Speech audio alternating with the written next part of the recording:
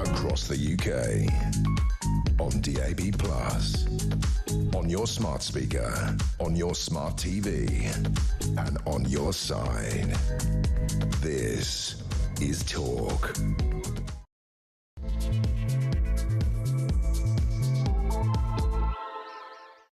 Afternoon all, how are you? Just after 4 o'clock. It is Tuesday. I think it's Tuesday. I think I'm with it. It's time for Drive. Thank you to Ian Collins, the housewife's choice, the man whose velvety voice launched a million female dreams. Apparently you can't say that, but there we go. He's back tomorrow afternoon between 1 and 4. Drive time, as I said, on the home of free speech and common sense. This is, of course, Talk. The organisation, the radio station, the television network, the online facility whereby you can have your say about the day's news, whatever you want to talk about. So much going on today. I'll lay out a few. We've got some great guests lined up. But as ever, get yourselves ready to be involved on the show. Top team are back. We have Jodie on the phones, fresh from meeting Tony Bellew yesterday, and honestly, she was a complete mess yesterday afternoon. Oh, he's so lovely. 0344 499 1000 is the number for Jodie. You can get Ryan, Grumpy Ryan, who just said to the boss, Jez and I don't get on. I don't know where that came from. I think he's got trouble at home. We'll find out more between now and 7. You can try WhatsApping him with a... Actually, send him a voice message with... Why'd you hate Jez? 0344 499 1000 and text to 87222. Do please start your message with the word talk. You might have heard me and Ian talking about this French farce. It only happens in France. French officials have been blasted for spending British taxpayer cash on pathetic road barriers in a bid to stop small boat crossings. So this is nothing to do with actually... It's on screen if you're watching. It's nothing to do with actually boats. These are a couple of sort of barriers that they've put in place to stop would-be smugglers taking boats, motors and life jackets to the shore to encourage people to come to the United Kingdom. Now, 2 have been installed, including the one that you can see if you're watching online. It's on a road surrounded by flat fields. So I'm not trying to be rude, right? Imagine somewhere in Lincolnshire where you could drive at any point and right in the middle is a barrier. So you go round on the left and round on the right, and even if you do go through the barrier, the bloody thing opens up without ever having to pay anything. It's just an absolute joke and a farce. Lee Anderson, the Reform MP, said last night they only close them at night, so free entry to the United Kingdom from dawn till dusk. And don't forget, my dear friends, we're paying the French 500, yes, 500 million pounds every year to try and stop the smuggling problem. And that's 2 barriers that open all day and you can drive around either side of them. It's like people who have gates put on their house and you can walk around the side of it. There's no point. The big question today as well is around 40 Labour MPs have called for the introduction of digital ID so the government get a grip on illegal migration and make it easier for people to access public services. What do you make of this? Do you agree with digital ID? Do you think it's the way forward? Do you think that this would... oh, God.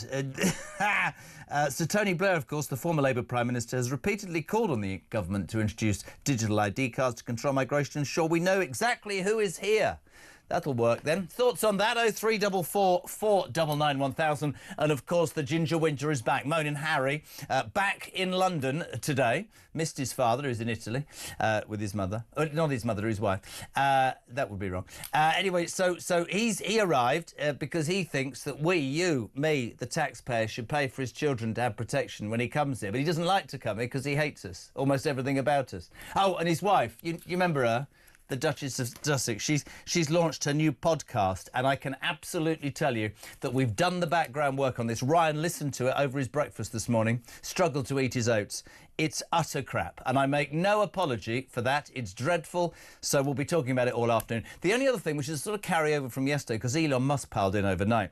You'll know the story about Lucy Connolly, this lady, mother, who said some pretty deplorable things after the Southport murders, and I absolutely will tell you that nobody can and should and will on this network be condoning what she said. But of course it created this massive debate because she got 31 months in prison. What she said was ill thought out and she apologised and removed it. I would have thought that education was the answer, but no, she was thrown in the slammer for 31 months. But Hugh Edwards, who's a convicted paedophile, is walking free on a suspended sentence. Elon Musk has weighed in overnight, criticising prison chiefs for denying the mother the chance to spend time with her sick daughter and sick husband. But apparently that doesn't matter. That's two-tier justice for you. So much to talk about. We can talk about equal pay quangos. We can talk about anything you want. Oh, Jez, Tim here. Just thought about the French barrier. Save the catch and just nick 'em. Well, it's not that they even have to go through the barrier, Tim. They can walk round the left or the right. It's that crap. 0344 499 1000 will start on a Tuesday with a man who brings a degree of, I would say, maturity and clarity to an otherwise, well, messy start. Ladies and gentlemen, former MEP and Brexiteer, chairman of Great British PAC, Ben Habib, good afternoon. Back from holiday yet or still swanning it somewhere?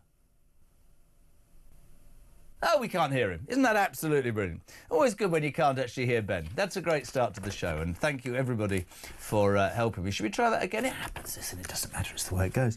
0344 499 1000 is our telephone number. Text to 87222. Loads and loads and loads of people will, I know, get involved. There's also this equal pay quango I should tell you about what we're sorting out, Ben. No, I won't tell you because he's now here. Timing is the essence of great comedy. Ben Habib, good afternoon. Good afternoon. Sorry, I don't know what happened there. It somehow got muted. Like other politicians, you were muted at the wrong moment, dear boy.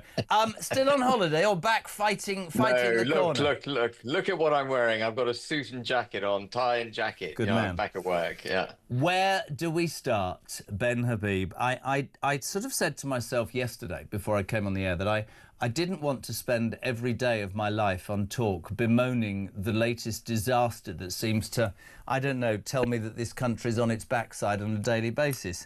And yet we start today with another thing that is guaranteed to send me and my viewers, all 11 of them, through the roof.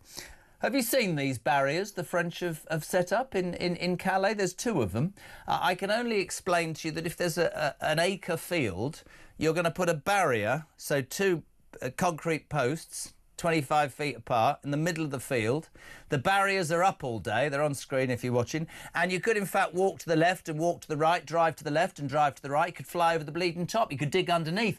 They are completely and utterly pointless. And I loved Lee Anderson last night saying they only close them at night so you get free entry to the UK from 6 a.m. to 6 p.m. We're paying these people £500 million a year, Ben Habib. It's ludicrous, man. So the wasted money, of course, is not by the French, but the wasted money is by the British government. We shouldn't be giving the French any money whatsoever. And actually, we've managed to create ourselves because over the years, every time the number of people crossing the channel has gone up, we've paid them more money in the hope that they might control the flow. What we've effectively done is reward them, build in a kind of spiral where they recognize the more people they send us, the more prepared we are to give them more. So this all right, barrier... I'll tell you what we're going to try. We're going to try it. Listen, let's go to the phone lines because there is a problem technically with Ben. That happens sometimes. I make an apology to you, but it's live radio. It happens. What do you make of the French fast, ladies and gentlemen? 0344 499 1000. Moreover... Give me a second. Oh, people are now talking to me through my ear. It's all gone. Let's go to a phone line call quickly if we can. Let's talk about digital ID. Let's go to Birmingham while we sort Ben Habib out. Mark, an early start to calls on drive time for Tuesday. How are you? Afternoon, Jez. Very well, mate. How are you? I'm all right, but I want you to help me out. So you know more about this than I do. Digital ID, sort of been implored to do this by Tony Blair for years and years. Unless I'm missing the point, don't we have that already? Isn't it called a national insurance number? Don't we have passports? Don't we have driving licences? How NHS numbers? How is this going to work? Explain to me. I would say that it's a cash cow designed to flush all our money down the drain. They're not checking the IDs of people coming in rubber dinghies over the channel. It won't make any difference whatsoever. And even if they do catch someone who shouldn't be here by looking at their ID, we've got lots and lots of left-wing lawyers to make sure that they never get on a plane. I don't know about you. I mean, I said it just now to Ben Habib. I spend most afternoons hoping that I'm not going to spend the 3 hours that I'm on air moaning. But this, to me, is just another example of 40 Labour MPs coming up with the latest sort of fad. I don't understand, and I struggle with this. If you, because I believe it's ideology. I think it would be perfectly feasible to say you're not coming in. I think it would be perfectly feasible to say to the French, you're not having 500 million quid. Turn the boats around, make your borders stronger. There's all sorts 100%. of stuff that we can do. But this is just window dressing, isn't it? Digital ID, process them in another country. The fact of the matter is, too many people are coming into the United Kingdom, aren't they? Yep, it's diverting our attention from the horrendous job that they're doing on the country, and it would just be another waste of money, and it would affect all the people who are supposed to be here and not the people who aren't. Couldn't agree more. Mark in Birmingham, thank you. 0344 499 1000. Text to 87222. Ryan, look at me. Are we doing this again? If this goes wrong, I'm going to fall out with you again, lanky Ryan. Ben Habib, for the third time, a very good afternoon, sir. Good afternoon. Let's hope this works. Sorry about that. I think there's ghoulies and ghosties affecting your machinery.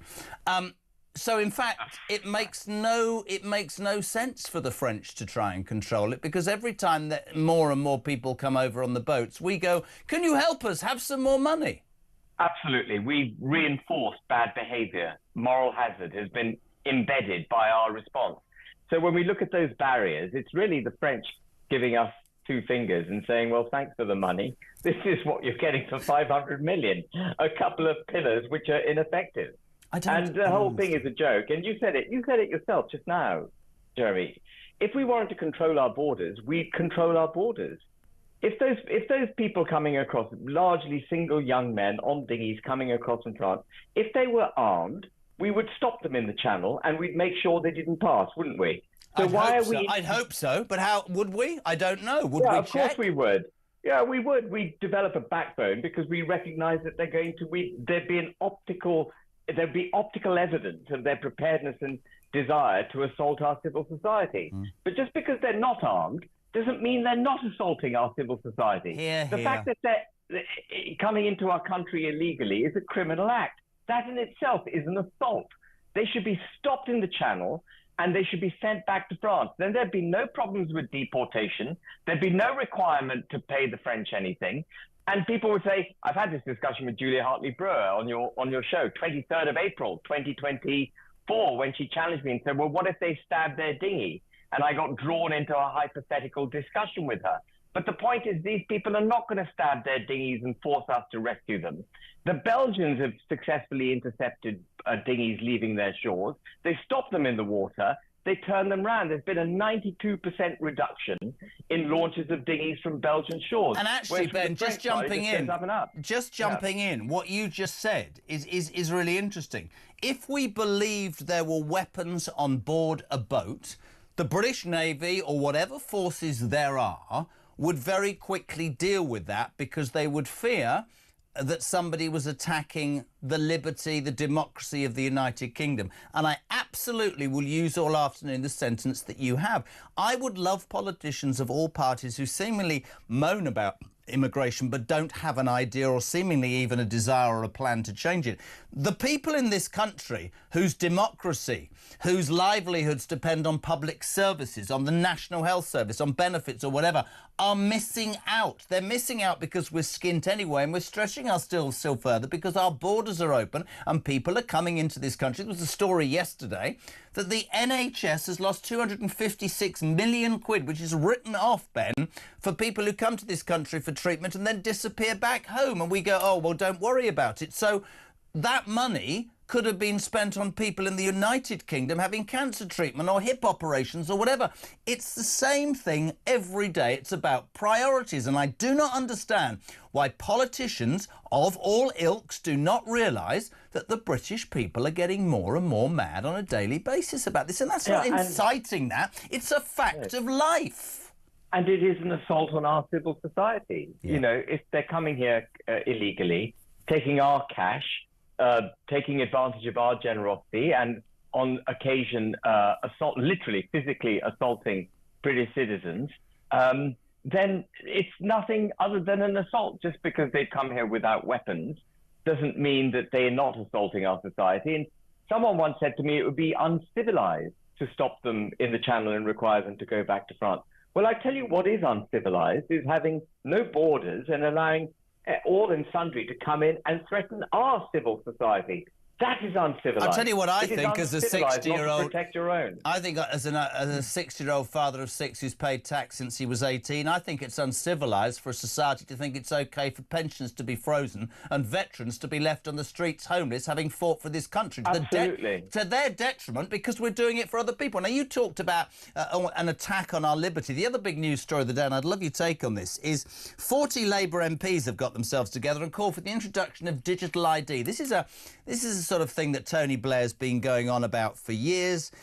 Digital ID, they say, could help target the off-the-books employment, the black market economy, and allow people to seamlessly engage with the NHS and other public services. Jane, I suspect, speaks for many when she says this is about bringing it in for everyone. Safety will be the excuse, but it's about tracking everybody in the United Kingdom. What's your view on digital ID, Ben Habib? Yeah, so I'm just going to draw a connection between what we've been discussing in digital ID. If you allow your country to be assaulted in the way that we're allowing it to be assaulted, illegal migrants coming into the country, mass immigration, and a lack of understanding as to how many people are actually here, some estimates put it at 1.2 million illegal migrants, all of this in the pursuit of what they call liberalism, because we love all of humanity, so all of humanity is welcome.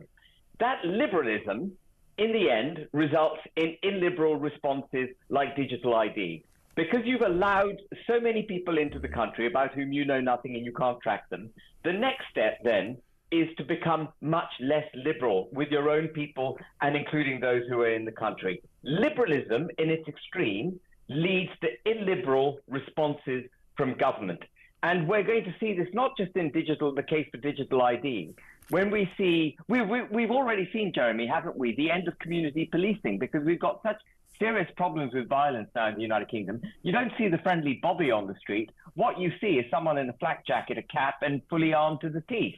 That's not the kind of policing to which I was accustomed as a child. And it's the breakdown of our society through this tilt towards liberalism that is requiring us now to be increasingly more illiberal.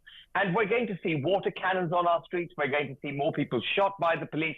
We're going to see more violent arrests, more violent crime, and met with ever greater force by our own police forces and law enforcement. So the way we're allowing our society to not be governed, to be completely undermined and set aside, is going to result in increasingly more draconian steps by the authorities.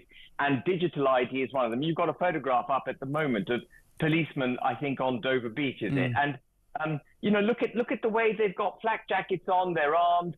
I mean, is this the image that we want of community policing in the United Kingdom? When you don't look after civil society, when you don't protect the country, actually you end up taking more draconian measures. And digital ID, as much as Tony Blair would love it because he was control freak numero uno, is another assault on British civil society. I don't want the blooming authorities to know where I am 24/7. I don't want to have to prove who I am just because I'm walking down the streets of London. There should be a natural presumption that people in the United Kingdom have a right to be there. There cannot be that presumption because we've taken our borders down. So wise, mate. I completely agree with that. Our obsession, I've written it down, what you said, and I'll throw this out to people. What do you make of what Ben Habib said? Liberalisation, this let's be the nice people, let's do everything for everybody, will lead to illiberal measures against the people who have been in this country, draconian measures, because, of course, we don't know who's here, we don't know who's having what, we don't know who's spending what and who's taking advantage. I think that's a fantastic line. 0344 499 1000. What do you make of what Ben said of that? The other story, Ben, before you go, and I was talking about this a lot yesterday, and I need to just put this into context. Lucy Connolly is the mother of one who got 31 months for posting some pretty disgusting stuff online, which she realised very quickly was wrong after the Southport murders, and she took it down. She said something about going to hotels full of migrants and burning them down, which is completely and utterly wrong. But I have, from the very first day this happened, thought that there is a classic example of a person who needs educating, who needs being taken into the community, shown, explained, almost community service, working with those people to realise that that sort of language is despicable. But yesterday, the reason it garnered garnered such interest on this show was she gets 31 months. She's got a sick husband and a young daughter, and nobody that she's the poster girl for Keir Starmer's New Britain, isn't she? And yet yesterday there was a jihadi bride who she went to join ISIS in Syria, and she needs to come back, and the left-wing judges have started the process to bring us back. They're thinking favourably she will, because A, and 1, she needs medical attention from the NHS, and B, and 2, she's got a sick daughter. And I just sit here and go, that's complete two-tier madness. I am not, before people jump up and down, condoning anything that Lucy Connolly wrote. But you telling me that hurty words mean 31 months in prison? And just to add this to the mix, Ben, Hugh Edwards and his pedo friends are walking free, for Christ's sake, on our streets. Absolutely. And it's another example, again, of where this liberalism has gone wrong. In the pursuit of protecting the minorities in this country, we have had to pass ever more draconian laws on what you can and can't say, to the point where it's become absolutely ridiculous. We have non-crime hate incidents, and you can be questioned and arrested for something that actually they don't even define as a crime. But let's just look at what Lucy Connolly did. Lucy Connolly reacted to the brutal killing of 3 infants by an individual about whom we didn't know anything then, but we all knew the government was hiding the identity of this person. The government knew, Keir Starmer knew, Yvette Cooper knew, Merseyside police knew, and I'm just going to say something quite alarming, so brace yourselves. I know what you're going to say. I bet you if I had a little side bet with Ryan, I know what you're going to say, and I bet you I agree with you. Go on. Well, those 3 girls were stabbed. One of them was stabbed 122 times, and the man, Ruda Cabana, tried to take her head off. Another child was stabbed 85 times. And those were the 2. Can you just imagine stabbing someone 122 times? So Lucy Connolly was reacting to an absolutely abhorrent attack on, again, as I said, our civil society. And it was uncivilized of our government to allow our civil society to be put in that position. And she, in a moment of heatedness, wrote something aggressive on Twitter, something that you and I might say in the privacy of our homes, but she put it on Twitter. And she took it down an hour later. Without any compunction, she took it down herself when she'd calmed down. It was a moment of anger. And that moment of anger resulted in her now being in jail for 31 months.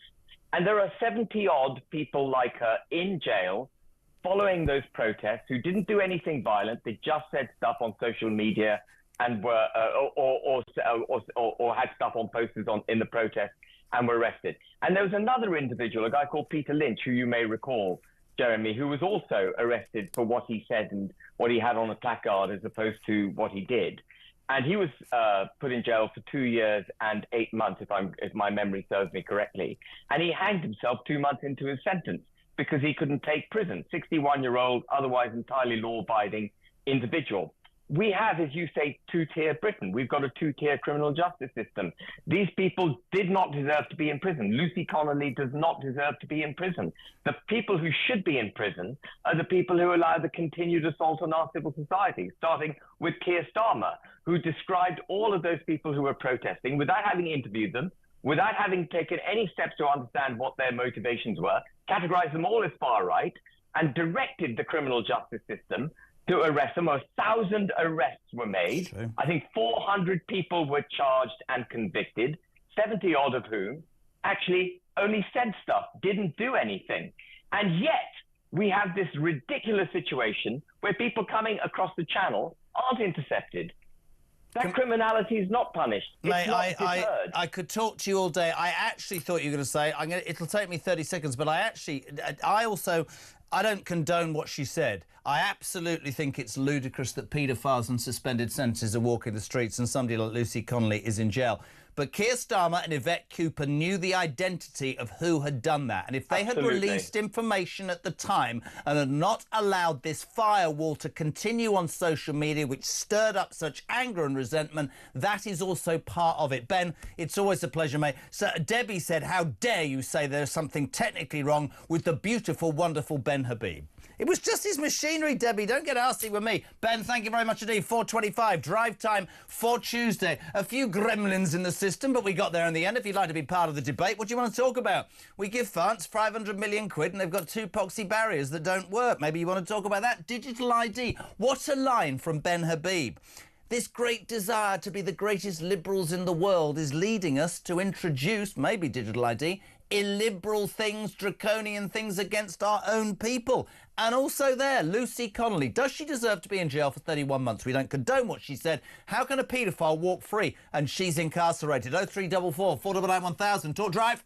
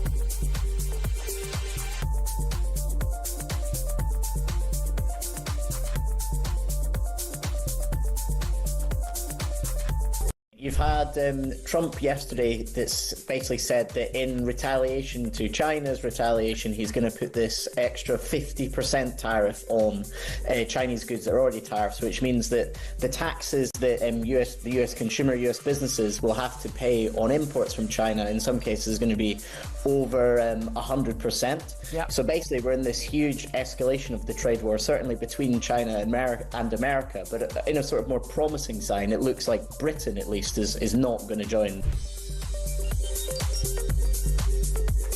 Just a few weeks after the transplant, the uterus was healthy enough that the patient actually had a period, and she conceived on her first cycle of IVF when the embryo was implanted. So you can't have natural conception after uterine transplantation. When pregnancies occur, they occur after IVF. Okay. And you can see there with that magnificent picture of the team from all around celebrating the joy that their work is finally complete with the baby that came into the world.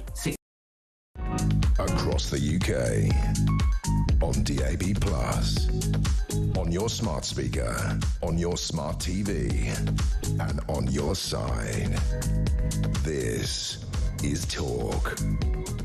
Back, you start with Ben Habib and you move on to the legend, the man who I worked with last week in a crushed Loganberry suit on Plank of the Week. Peter Bleksley, good afternoon.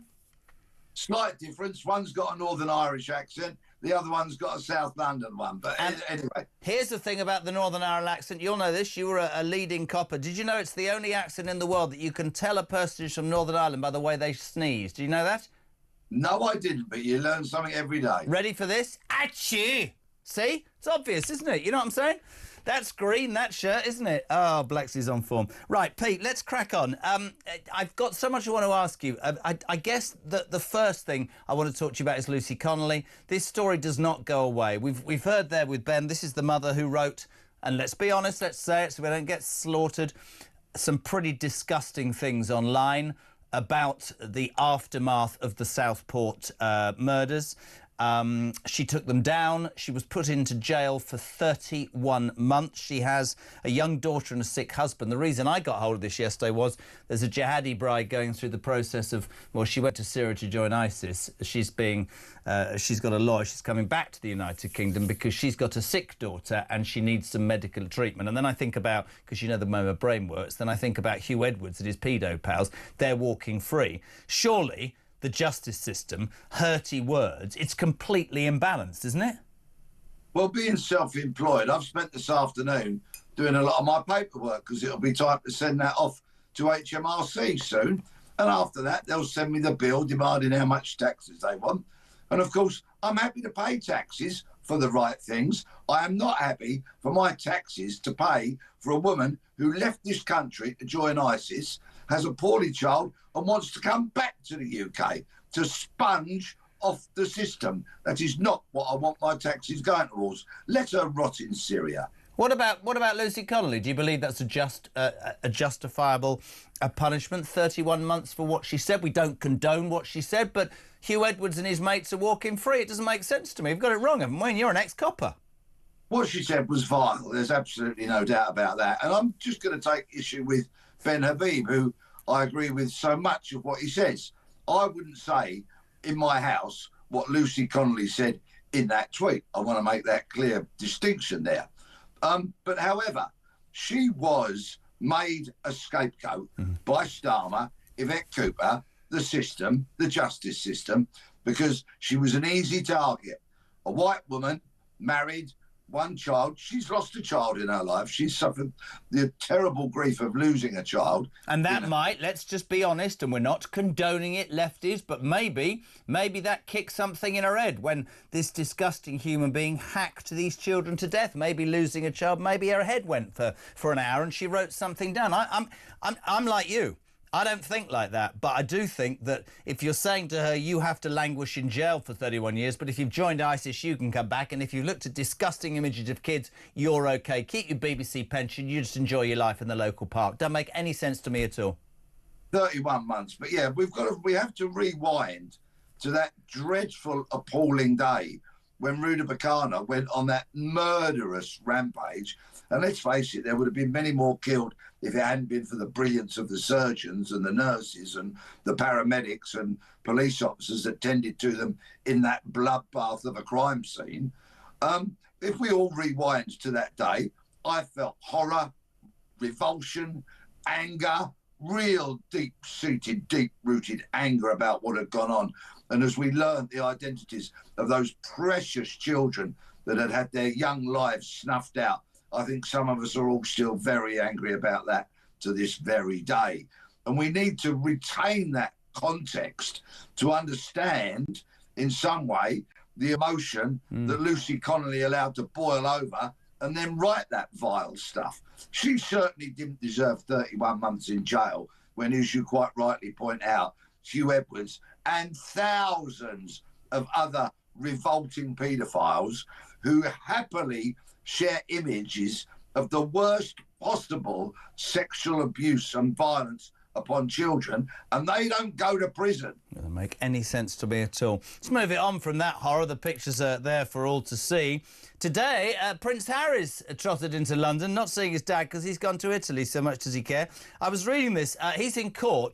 Prince Harry and Meghan Markle stepped back from the royal family peak as they were not protected by the institution, the court says today. The Duke of Sussex brought a case against the Home Office and the Executive Committee for the Protection of Royalty and Public Figures. He claimed he was singled out after his round-the-clock royal protection was stripped in the wake of Brexit. He also attempted to sue the Home Office because it refused to spend taxpayers' money on bodyguards after he left the royal family. I am so nailed on with this, right? I actually, and I've said it repeatedly, I apologise, I really supported them. They didn't want to be part of it. Off you go to California, but you're not going to get the benefits of what you've said you're leaving. Then you get to California and you make your money out of slagging off the very thing you don't want to be part of. And now we're back in court saying, well, I'm not getting the same treatment. No, because you're not part of it, you total ginger. I can't... What is wrong with this bloke? This case has already been ruled upon once, I know. And he's now taken it to court yet again. And what certain other news channels will tell you is it's not only about the protection, but it's about the access to the intelligence which only police protection officers would have that he's moaning about. Let me tell you what this is about. Plain and simple, it's about guns. When he comes to the UK, he wants to be protected by elite close protection officers who carry guns. The private sector in close protection do not have them for obvious reasons. That's what it's about. He wants the kind of fully armed 24-hour protection that his dad and his brother gets when he's in the UK. But it's been ruled that he's not going to get it, and we'll have to wait and see the outcome of this case. It's got another day to run tomorrow, and a written judgment will be handed down some point in the future. Harry, you've made your bed. Lie in it, son. I'd love to know where he's spending the night. Oh, I'd love to know where he's spending the night. He's fallen out with Beatrice. He doesn't get to stay at Buckingham Palace or Clarence House. Me House is available in Windsor if he wants to rent it for the night. Very quickly before you go, as an ex-cop and a man of honesty, 40 MPs have sort of tagged together and come up with the idea that digital ID is the answer. You know, this way we'll find out who's coming in and we'll find out who's creating loopholes and taking advantage of the welfare state. I thought Ben Habib, I have to say, on this came out with one of the best lines I've heard in a long time. He said this great British desire to be the liberals of the world and to help anybody has backfired, because now we have people in this country that we don't know who the hell they are, and now there will be illiberal measures, draconian measures being suggested just to get a handle on it, which will in fact impact on people who have lived there all their lives. I think that's a great description of it, don't you? It's a very good argument, but it's not one that I entirely agree with. Successive governments have run this country into the ground and have been so utterly negligent about immigration, both legal and illegal, that we simply don't know who is roaming our streets. Yep. Until, of course, so many of them get arrested for committing crime. So, if we introduce digital ID cards, my question is, who's actually going to enforce these laws, and what will the laws say? Will a police officer, for example, be allowed to demand your ID card simply because he fancies it? Well, no, we must rail against that kind of legislation. Of course, there must be some legitimate reason for it. But you ask anybody who's sat in A&E recently, waiting for hours upon hours upon hours, often behind people who are immigrants into this country and quite possibly do not qualify for NHS care. Those kind of people waiting in the queue for hours might think if digital ID cards were here and I could get seen a lot quicker, they might be in favour of them. Can you imagine? I mean, what are the people that identify as cats and dogs and furries going to have on their digital ID? Will it say, you know, David whatever furry? Would it be a picture of him as a cat? How's that going to work then? They can simply present their cards at the vet if they need any medical treatment. That's really not a problem with that. Bleksley, I love you in each and every way. Thank you for being part of it. And I missed that suit we had on last week, the purple one. It was absolutely dreadful. 0344 419 1000 is the telephone number you need. Kenny from Edinburgh. Jez, if Lucy Connolly's sentence was proportionate to her crime, then why isn't Hugh Edwards serving a whole life sentence? Couldn't agree more. Kathy grinning, I'm absolutely disgusted at Lucy Connolly's sentence. This glaring example of two-tier justice. Surely it's obvious absolutely devastating situation would cause anger. She'd lost a child, upset and hurt. She should be with her husband and chick. I'm sick of this country, and this government are turning us into a laughing stock. Hello to Andy in Cornwall. Cannot the Navy arrest people on the boats before they set foot on land? That way asylum cannot be claimed as they've not reached the UK. Said it earlier. Apparently, if the Navy or Border Force knew there was a boat full of people with weapons, we'd jump on board, take it and deport the people. Why don't we do that anyway? And also, just very quickly, John, tell the French that for every immigrant boat that arrives in the UK from France, they will lose one more fishing licence. They're so desperate for our fish, they play ball. That's a story that we've talked about again and again. 20 to 5. What do you want to talk about? Talk Drive is on. You can talk about the French migrant farce. 500 million and there's just two barriers that are open all day and you can drive around the edge. That's what we're paying for. It's a ludicrous. Digital ID, are you a fan? Lucy Connolly, should she be released? And Prince Harry, what do you make of the Ginger Whinger? Should we be paying for him to be protected? And what do you make of Meghan's podcast? All of that and more. We're coming back in 3.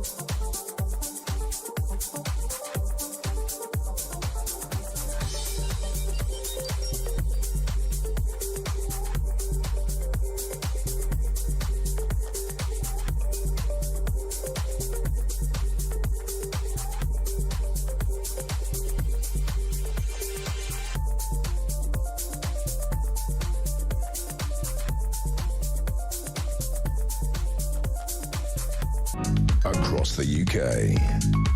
On DAB+, on your smart speaker, on your smart TV, and on your side.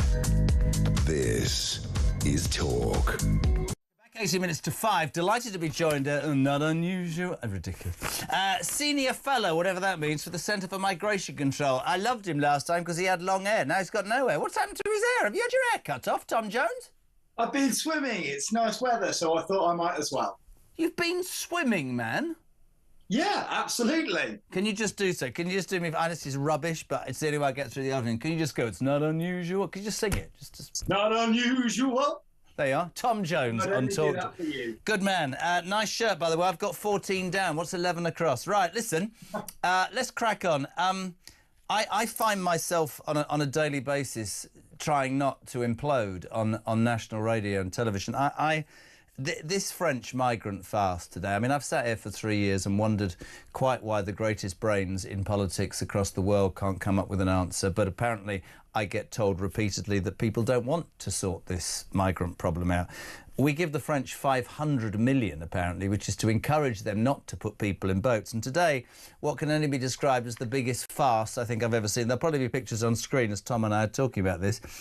They're spending our money on what can only be described as two of the most pathetic road barriers in the history of the world. Imagine Lincolnshire, my friends, and imagine two concrete posts with a barrier in the middle of the field. You could drive round on the left, you could drive round on the right, you could fly over the top.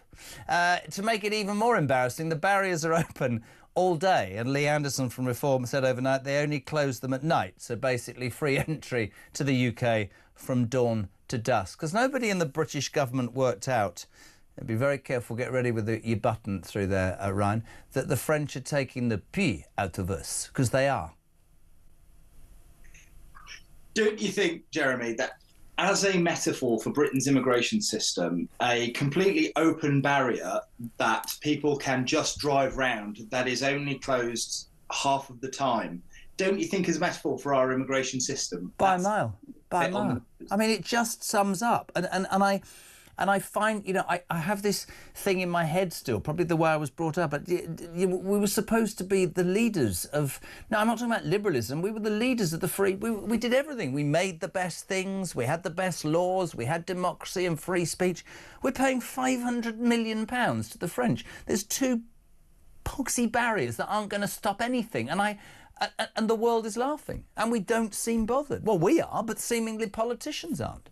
It's crazy. Basically, UK taxpayers are funding a French border regime that still allows thousands of people to launch boats, increasingly large boats, actually, that are now made in backstreets in Turkey. There's a whole industry in Istanbul supplying these boats now. We are subsidising dysfunction because the French... To be fair to them, the French have no strategic interest in stopping migrants coming to this country. But they've got a strategic interest in taking our money, yeah? Yeah, exactly. Don't be defending the French to me. Don't take the 500 million quid. You're taking the mickey out of my government. And there's people... Well, my government's ridiculous. And there's people... And this is it, I think, Tom. It's because people in this country are struggling that I think it becomes even more galling, if I'm honest. Galling. Do you see what I did there? Yeah, but fundamentally what we've done is completely outsourced our border security to France. But no sovereign nation should rely on another country to police its borders. No. You know, we have real problems here, slow removals, legal loopholes, too generous systems, weak deterrence, and no amount of money sent to France is going to fix that. Ben Habib was talking earlier about how, and I think this would be right, you might disagree, that if a boat entered British waters armed with soldiers or people with guns, it would be intercepted, raided, and those people would either be arrested or their weapons would be removed and they would be deported. Let me ask the question that will send the lefties into meltdown. Why can't our border forces, our Navy or our security services say to people on boats, this isn't right, we're squeezed here, I'm afraid we can't do anything, you're going to have to go back. Why can't we escort people back to where they came from? Why is it so difficult for the Liberals to understand that the reason these people don't want to stay in France is because they get a tent, and here they get a 4-star hotel, a GP, a mobile phone, probably a car with money on it, and that's what they... Oh, and an interpreter, let's throw that in as well. I don't understand how politicians don't, Tom, suss that out in their own brains. It's absolutely unbelievable. The truth is, we've already looked at using the Royal Navy, and the Royal Navy have actually refused to defend the border. And I think from their perspective, it's quite understandable. If you look at what's happened with the army in Northern Ireland, and with the amount of lawfare from left-wing NGOs that's going on now, we would be asking our soldiers basically to sign up for future court cases. And I don't think it's actually fair that we should put our servicemen in that position. What's the answer then? Because, as you're right, we've got a government that would be steadfastly behind these left-wing human rights lawyers who are charging, oh yes, the British taxpayer millions of pounds a year to allow people who shouldn't be in this country to come into this country. Well, I'm afraid the answer is the really simple thing. And it feels like every time I come on this show, I talk about the same thing, which is let's fix the incentives that are bringing people over here in huge numbers. We are the absolute weakest link now in Europe on mass migration. We could change that tomorrow if we had the political will. The British people have the political will, but our elites just cannot get it into their head. Why didn't this? See, this I remember now because I'm getting 60. I forget. I now remember why I liked you so much. You just said the will of the British people is pretty obvious, and yet our political elite aren't listening. The political elite work for the people, and the people are pretty nailed on with what they think. So, where's the grey area there? I don't think there is a grey area, and I think you're increasingly seeing. You know, since mass migration started in the early 90s, the British people have never voted for a government that has promised to increase migration. No. And you can see that as migration gets higher and higher and higher, the British people's fuse, their willingness to give people time to sort this problem is getting shorter and shorter and shorter as the numbers get higher and higher and higher. And I fundamentally think that the elites' commitment to mass migration is basically creating a political system that is so unstable. Within 10 to 15 years, it will be very difficult to win a second term unless things change very drastically with migration. Do you believe that the Labour Party is keen on migration to fill jobs, or because people that will be allowed in during their tenure will then vote for the Labour Party in 4 years' time?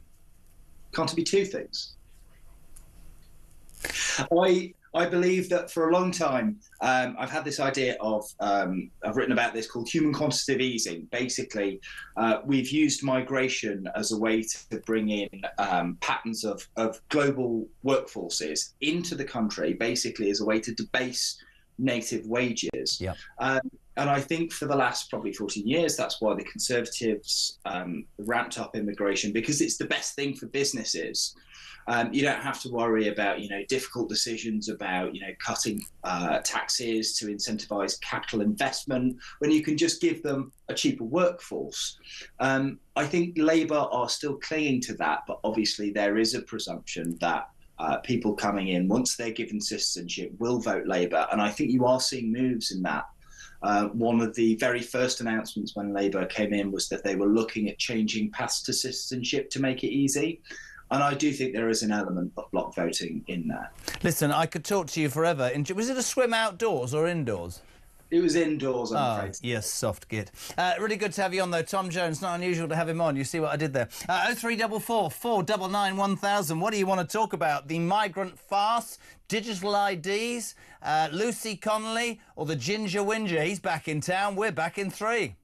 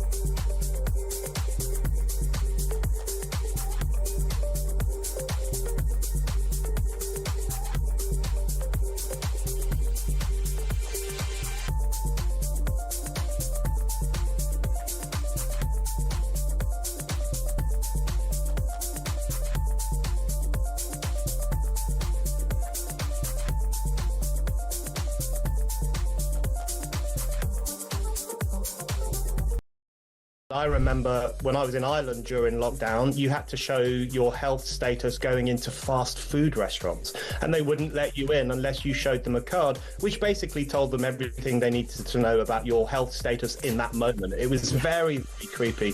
We don't want that on a general scale. We don't want that for our future. You know, the slogan I hate above all others is, if you've got nothing to hide, you've got nothing to fear. I'm sorry, but the idea that we should throw open our entire lives to the establishment to prove we have nothing to hide, that is tyranny.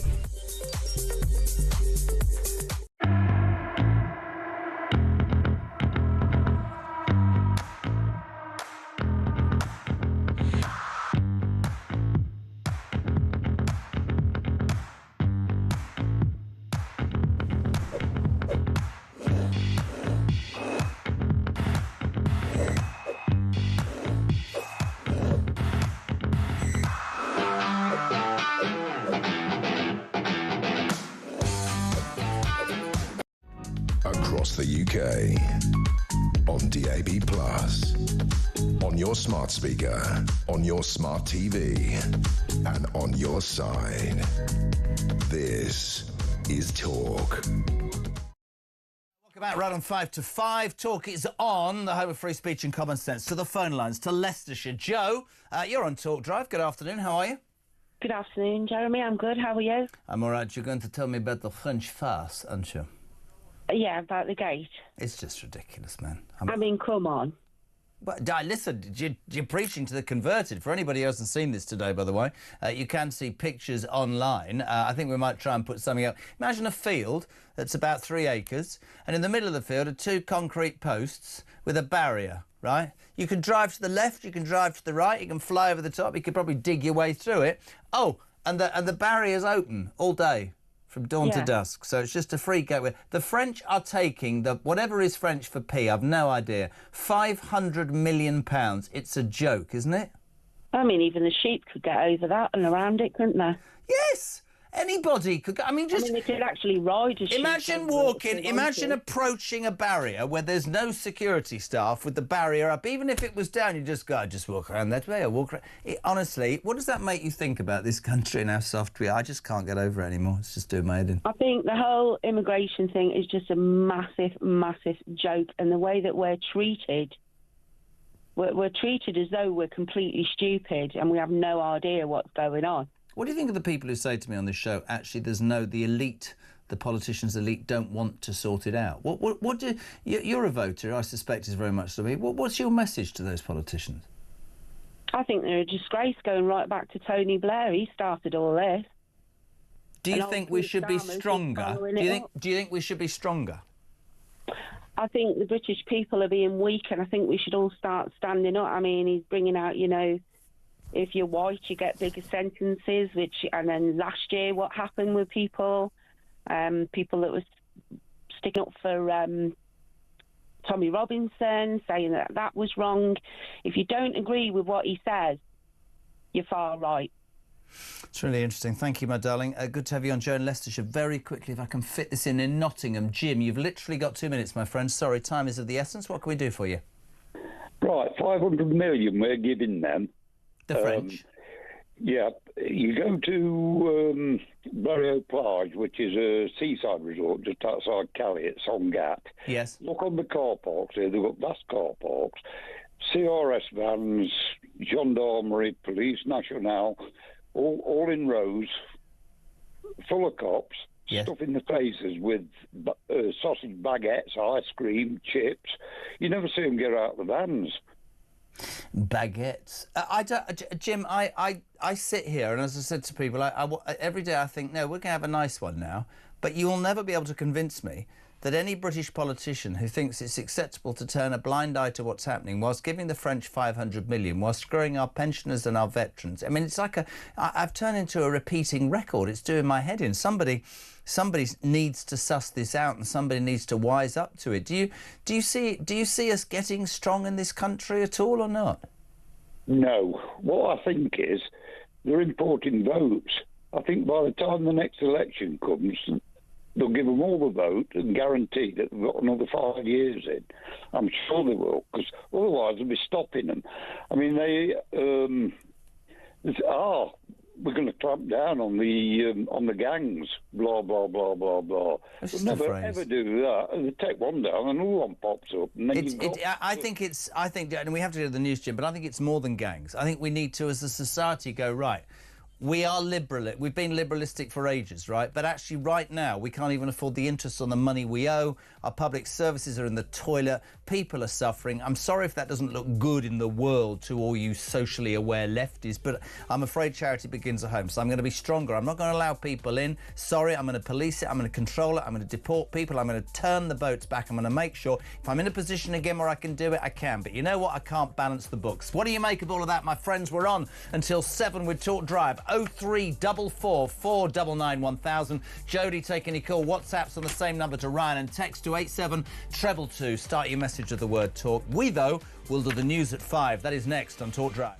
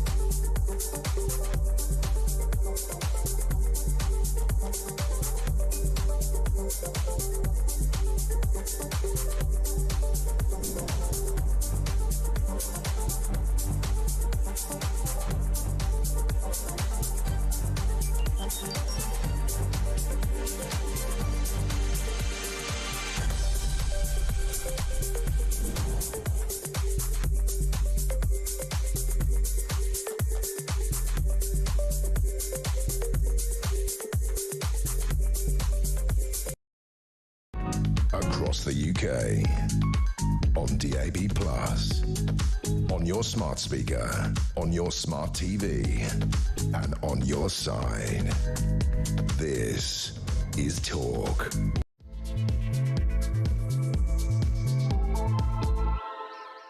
It's gone 5 o'clock, hour 2 of Talk Drive for Tuesday. JK, well, I'm not at the controls because, there's a strange man walking past my window. That's a bit weird. If you want to be on in the next 2 hours, 0344 499 1000, text to 87222. The three main topics seem to be this French migrant fast, where we're giving them £500 million a day, and the latest idea is a couple of barriers, concrete posts in the middle of some flat land. Calais, you can walk round either side and the barrier's up all day.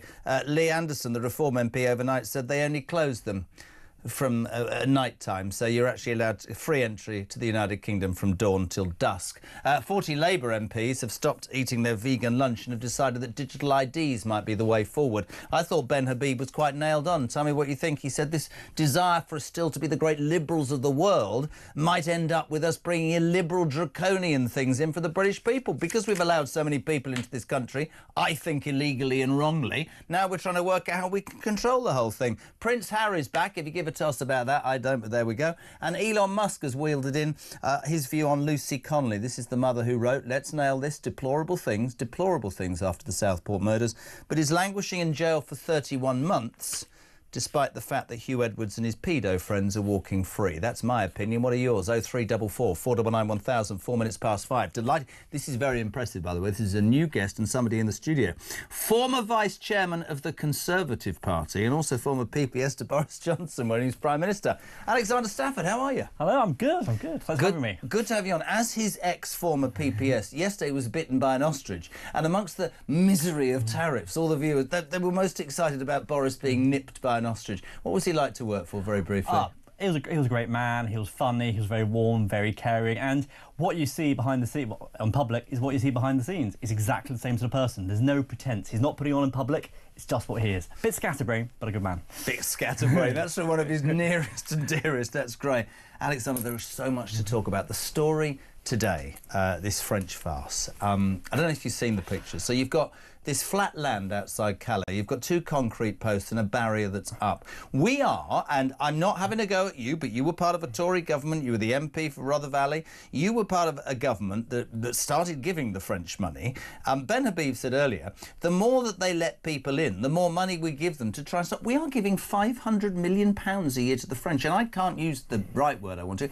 They are taking the proverbial out of us, aren't they? Oh, well, they are. We're paying the money for nothing. I mean, frankly, I'm happy for money being paid if it worked and was stopping the boats, but it's not. Oh. So like any sort of investment, if you're not getting the results you want, i.e. stopping the boats, why are we still paying them? And you're right, the barrier, I mean, even if the barrier was down, you just walk around the side of it. And there's nobody controlling the barrier. What's the point of it? It's how much does that cost? That can't cost millions of pounds, does it? But for me, it's about ideology, right? So you were Boris's PPS, you were an MP. Explain this to me, because I have sat here for 3 years and I've said the following. I'm was quite happy for us to be seen as, you know, the leader of the world, and we would care about people, we're liberals, we're moral. We're skint.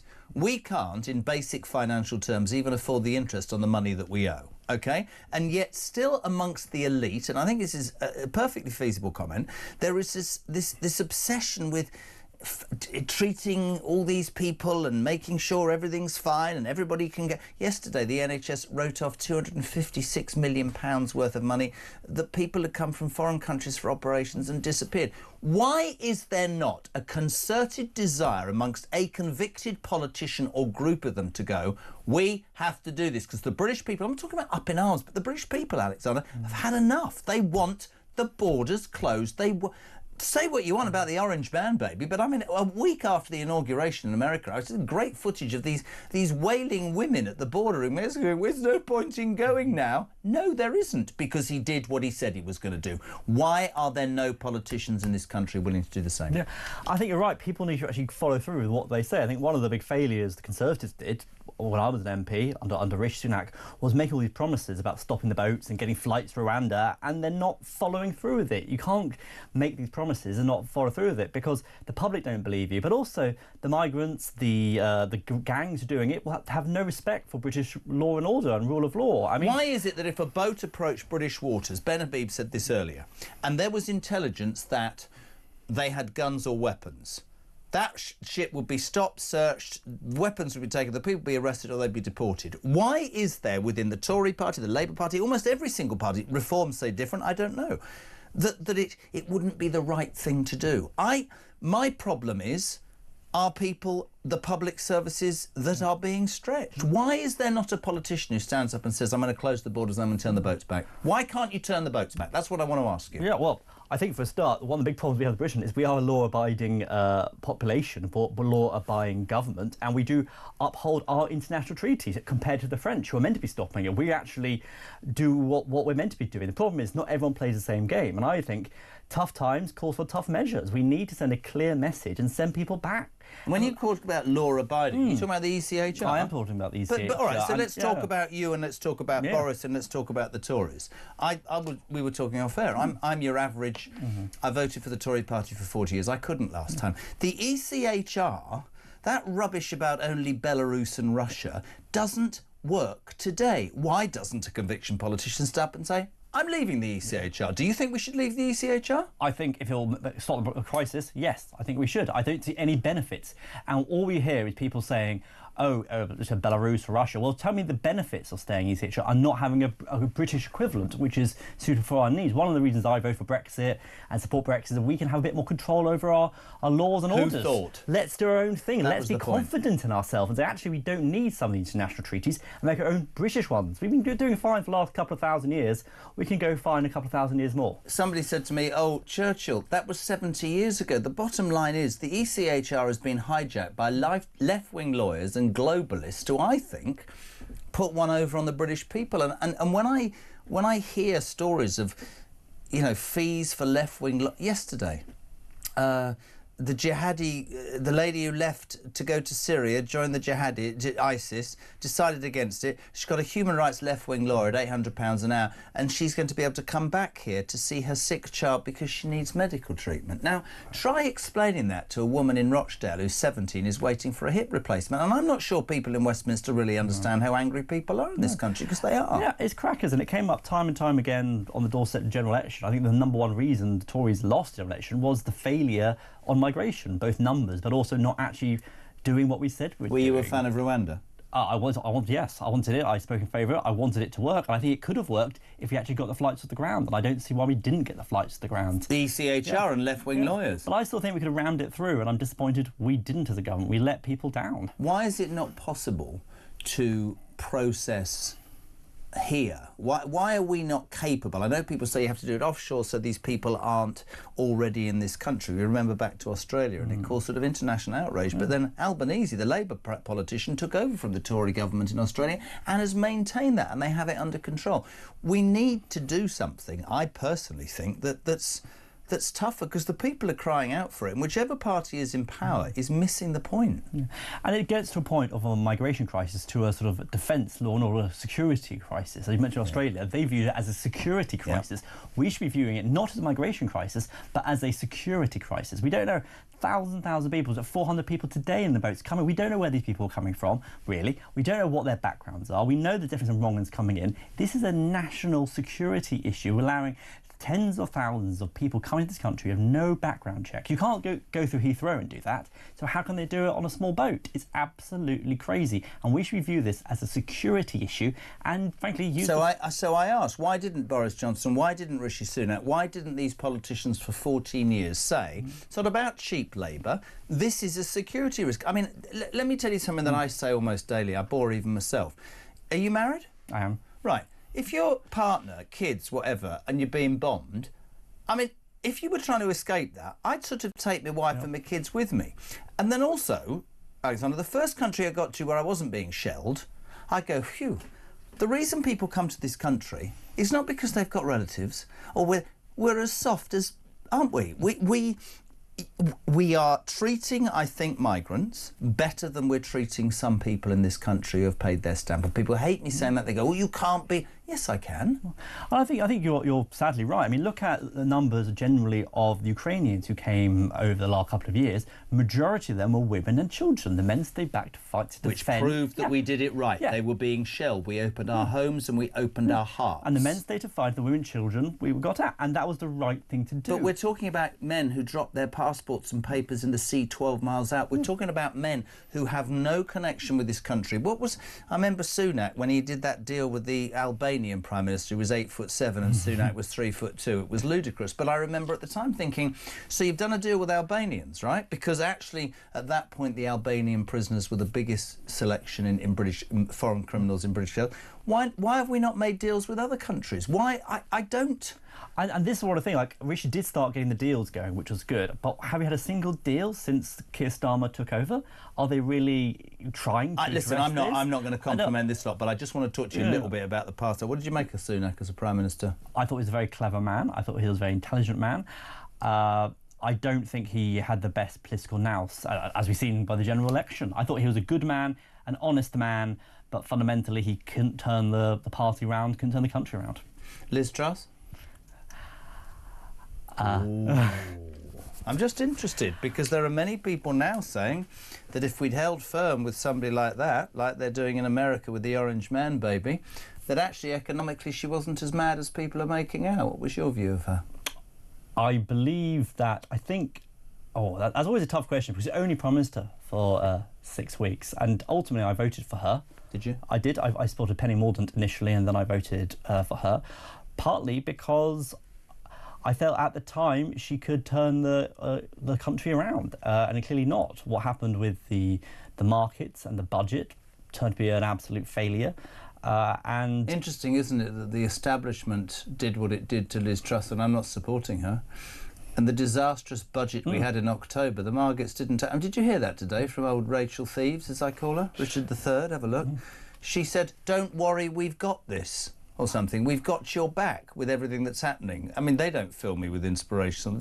I'm just interested from your point of view. Do you, as an ex-Tory MP, when you look at what's happening, whether it's migration or the economy, do you think, God, we got it wrong? That our mistakes have allowed this to be in. Yeah, I think one of the biggest mistakes was during COVID, frankly, was taking the eye off the ball of everything else. I think Tories did a good job when it came to things like the vaccine, when it came to the business support during COVID, but we took our eyes off things like migration, like certain parts of the economy, the welfare state. We did do that, and we should have actually been able to do more than just dealt with the crisis of COVID and move forward. And also, we should be a bit more honest with the public about the cost of paying for COVID. And I think we've sort of promised the country, we're going to have all these massive amounts of support, these £300 billion of support, and not actually have to pay it back. Well, now I'm not going to disagree with you, but I didn't. Maybe I'm a bit old in the tooth. There wasn't.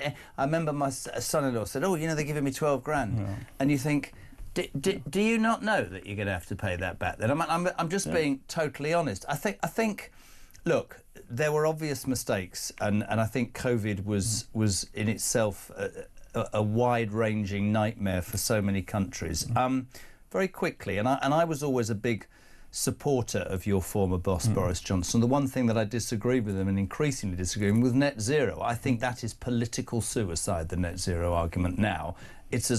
I would say that and migration are the first two most important things. Where do you stand on this madness? We've got to be net zero by 2050, which is going to further bankrupt a country. I mean, why don't we just drill? We've got oil and gas everywhere. Why don't we do that? Why don't we compensate the people that don't want us to frack by taking money off their bills? We've got this money under the ground that will make us money. Why don't we do that? Why don't we do what Trump's doing? Yeah, well, what we should be doing is looking at all the technology and seeing how we can benefit. Like, one of the big things I did in Parliament was on hydrogen, and actually we can sell that technology abroad. Hydrogen in cars, you can do hydrogen in planes, things you can't put an electric battery in because we can't electrify planes, for instance, or ships. We should be making that technology and then selling it abroad.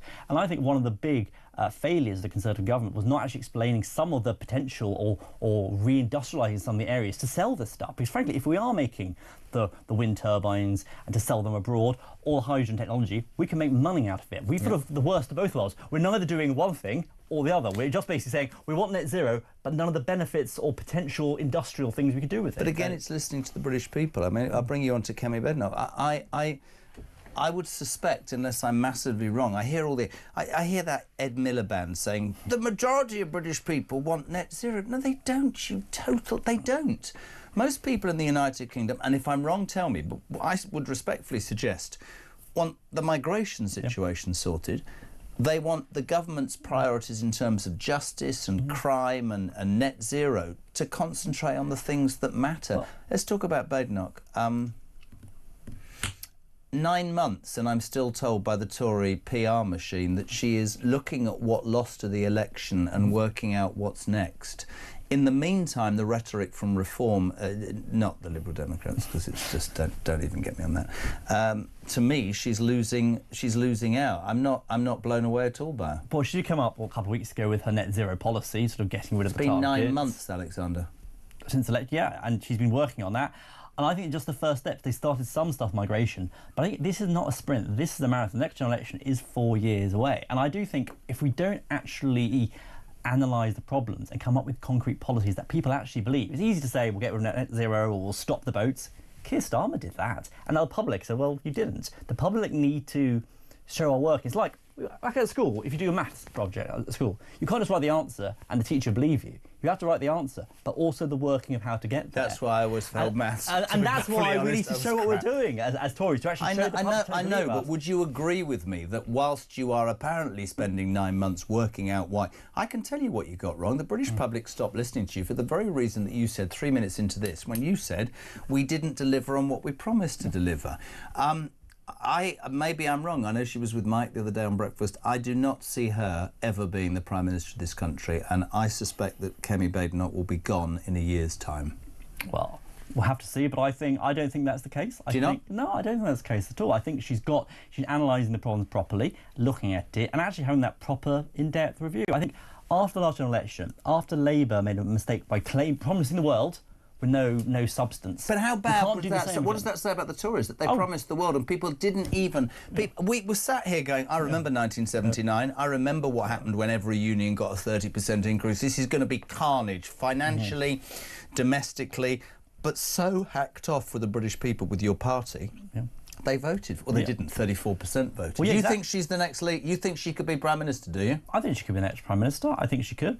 You're going to come back here lots. That's never going to happen. James Cleverly will take over from her within a year. You think? Yeah. Any person leading the Tory party, and you go all the way back to Maastricht and John Major, what did he call them? What did he call them? Yeah, the bastards.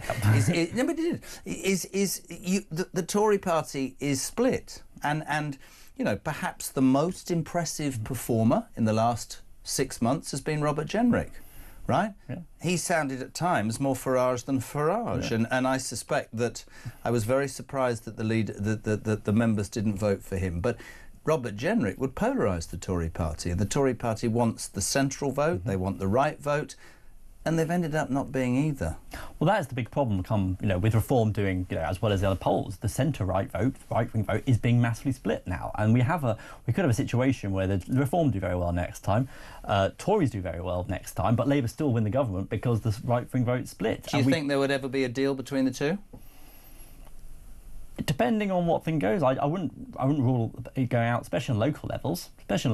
Some areas which Tories are never going to win or Reform are never going to win. We just make sure the right candidates are selected, though, on all sides, and we try and bring the right-wing vote back together. Do you think Reform could win a majority next time? I don't see how they could, to be honest. Looking at the current situation, we'll look at the stuff with Rupert Lowe and stuff. They still got those structural issues, for want of better words. But they're beating you in the polls, which would presumably mean that you don't think the Tories could win a majority next time. No, I think the structure of the Tory party are theirs. We talk about council levels, things like that. Now, don't get me wrong, Reform could do well at the local elections, probably will do well at local elections, and build up that sort of base. And there's one thing having a sort of flash-in-the-pan polls, but another thing that's sort of long-term marathon. And at the moment, I don't think they can. But I do think Reform could do that if Tories don't get their act into gear properly. If they don't get their act into gear, can you ever see yourself as a member of Reform? I can't see that, to be honest. Do you want to stand again as a Tory? I want to stand again, yes. You do? I want to stand again. Which is why you won't criticise Kemi Badenoch. Oh.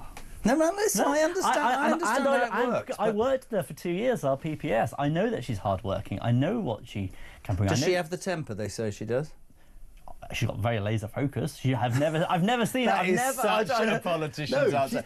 Did she lose her rag? She's laser focused. She never bollocked me. Honestly, never in a million years did she ever tell me off. I've never seen her bollock anyone, frankly. Let me ask you about a couple of things in the news, just from your personal point of view.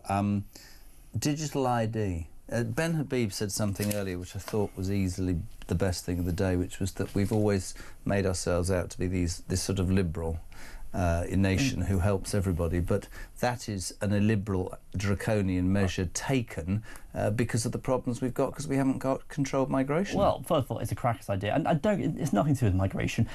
Digital ID will not stop the boats, it will not solve the migration situation any more than national insurance or a passport number. It's just, frankly, groups of the Labour Party want more and more central control, and we've never had ID cards apart from in wartime, and it's an absolutely crazy idea, and it's pointless. And I just don't see why we're trying to put more powers to the state. And we'll get to a point where, like China's doing with facial recognition and things like that, we don't want any of that sort of stuff. That is not what we do in this country. The big argument amongst many people over the last few days, you'll know Lucy Connolly is the lady that, let's just say it again, I always say it, wrote some deplorable things after the Southport murders. Turns out that she lost a child. Turns out that she was as angry and off her head with anger that you can be. what that vile creature did to those 3 children is... I won't even broadcast it. It was so vile. Is it fair in the United Kingdom in 2025, in your opinion, Alexander, that a woman who writes some hurty words, which she takes down 3 hours later or an hour later, is in prison for 31 months? And I make no apology for what I'm going to say to you. Please don't take this the wrong way. And a paedophile like Hugh Edwards and his mates are walking around this country with suspended sentences, because if I was anything to do with government, I would change that in a heartbeat. I think it's a disgrace. There's no question about it. We do have a 2-tier justice system in this country, different rules for different people. It's almost heinous cases getting off, and people putting in jail for a long time. There's no rhyme or reason now.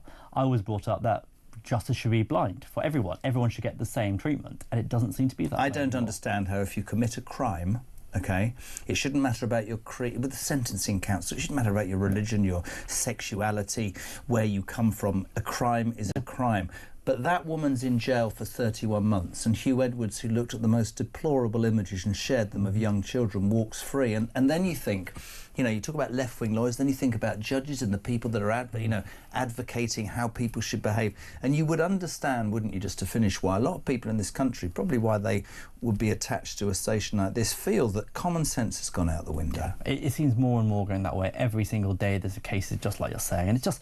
I don't understand it. It's just ridiculous. We're emptying the prisons of the bad people and putting people for sort of hurting words or misgendering people or various things in jail. The wrong people are going into jail, and some of the paedophile supporters or whatever are getting out, and it doesn't make any sense. It doesn't make any sense whatsoever. It means we have to keep fighting the fight. Been great to have you on. Just very quickly, don't look at me like that. He's a very important man. Prince Harry. Oh dear, oh dear. So I don't want anything to do with the royals, but I'd like your taxpayers to pay for me to have security forces for when I decide to come to a country I slag off the whole time. At the same time as I've stopped doing my royal duties because I want to earn my own private money. Slagging off the royal family that I don't want to be part of. So I have my own private money, that's what I want to do, and therefore I don't want to use that private money. And just final question, Alexander Stafford, and we hope you stand again in Rother Valley. You're always welcome to come back here. Will you, on the way home tonight in the car at some point in a quiet moment, will you be listening to Meghan Markle's new podcast? I will not be listening to anything to do with that woman. I love him. He's welcome back. 5:25, Talk Drive.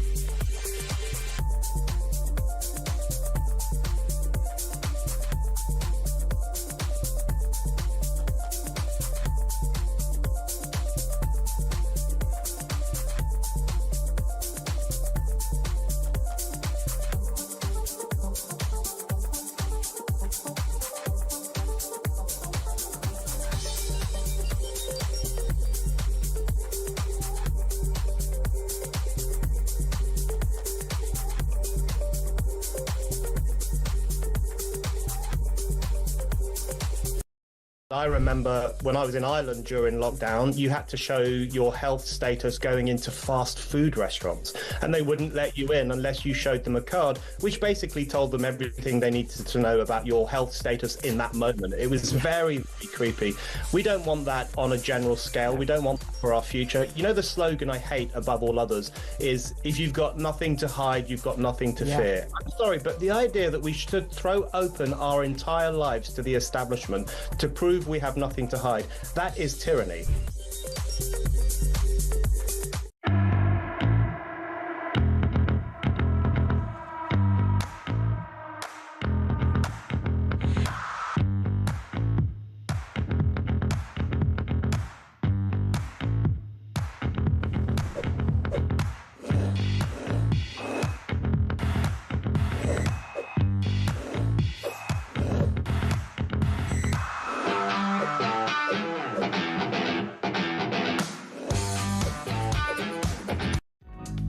across the UK. On DAB+, on your smart speaker, on your smart TV, and on your side. This is Talk. Common Sense in the home of Mike Graham's amazing breakfast show. Morning Glory, back tomorrow morning, 6 a.m. Thank you to Alexander Stafford. He was a great MP. What's an MP? MP, says Stephen Rotherham. Did loads of for our area and continues to do so. Talks a lot of sense. Thank you, Steve Bott. No words. Michael Wilkinson, afternoon, Jez. When are the Tories going to realise they're done for? As an ex-member and activist, I say never ever will they be trusted again. That's Mike in Lincoln. Margaret! I don't know why I do that. It's great that Musk has got involved with Lucy Connolly's story. 2 Tiers should free Lucy now, but he won't. Also, where the hell is Yvette Bulls? We never hear from her. That annoys her if you call her Mrs. Bulls, which is why I'm going to continue to do it. Sue says, the whole of the EU are at fault as they turn up in one country. They say, oh, we're doing migration. The EU needs to get its head together and work it out. As an immigrant myself, says Sam, I am sad to see what is happening to my adopted country that I grew up in since 1965. Very sorry state of affairs. Shame on all the previous governments without any backbone to stop the mistakes that are happening. Steve Forrest, a very good afternoon. I'll tell you what's wrong with the elite in this country.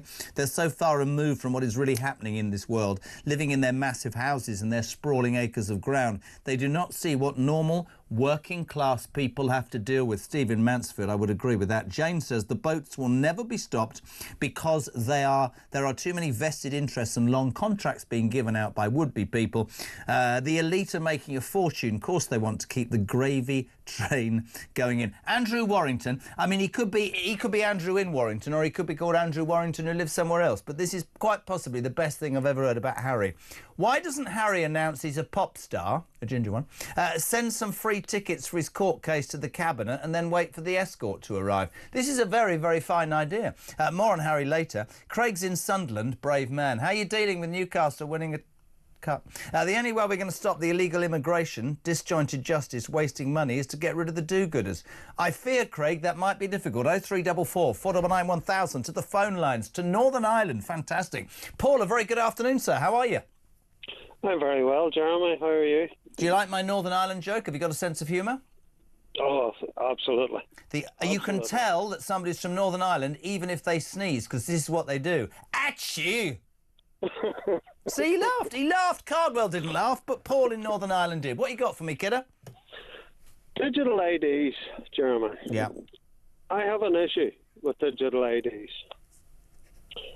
Number one, I do not own a mobile phone. This is the wife's. I do not use a computer. I do not use credit cards. Everything I do is paid by cash. How am I going to have any digital ID? Well, I don't think you exist I don't think you exist if everything is to do. See, I'm a bit old-fashioned like you. I went to a coffee shop yesterday outside work, and the bloke said we don't take cash. Having made the coffee and pulled the sandwich out, you what? We don't take cash, we only take cards. Well, then take it back and throw it in the bin or give me it for free. I'm being serious. Cash has gone. I mean, I'm not one of those... This is Northern Ireland. What? Jeremy. This is Northern Ireland. Cash is king. I'm moving to Northern Ireland. Taxi drivers are driving about. Cafes have got notices up in their window. Please pay by cash. Interesting. So you don't want government ID cards? You don't. That's the nanny state, isn't it? I don't have a credit card. I can't pay any other way but cash, and nobody has ever refused it. Very interesting. What do you make of this government? Oh, Jesus.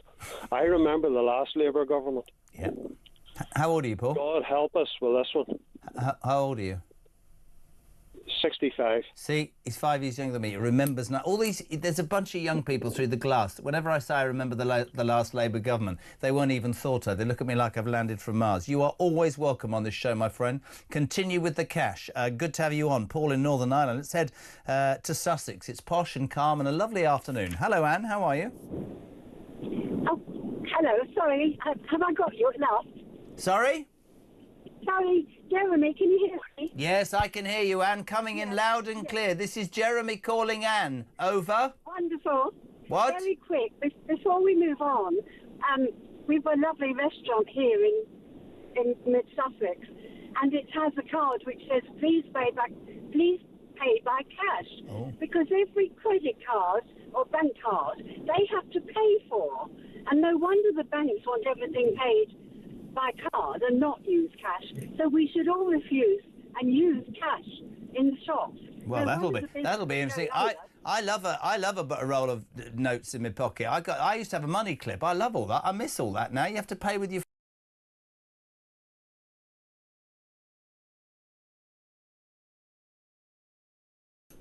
Jeremy, that wasn't why I rang you there. Oh, right then, crack on. I rang you about the ECHR because a few years ago I read that most of the members were from behind the Iron Curtain, the Eastern Bloc, and they do not like the UK.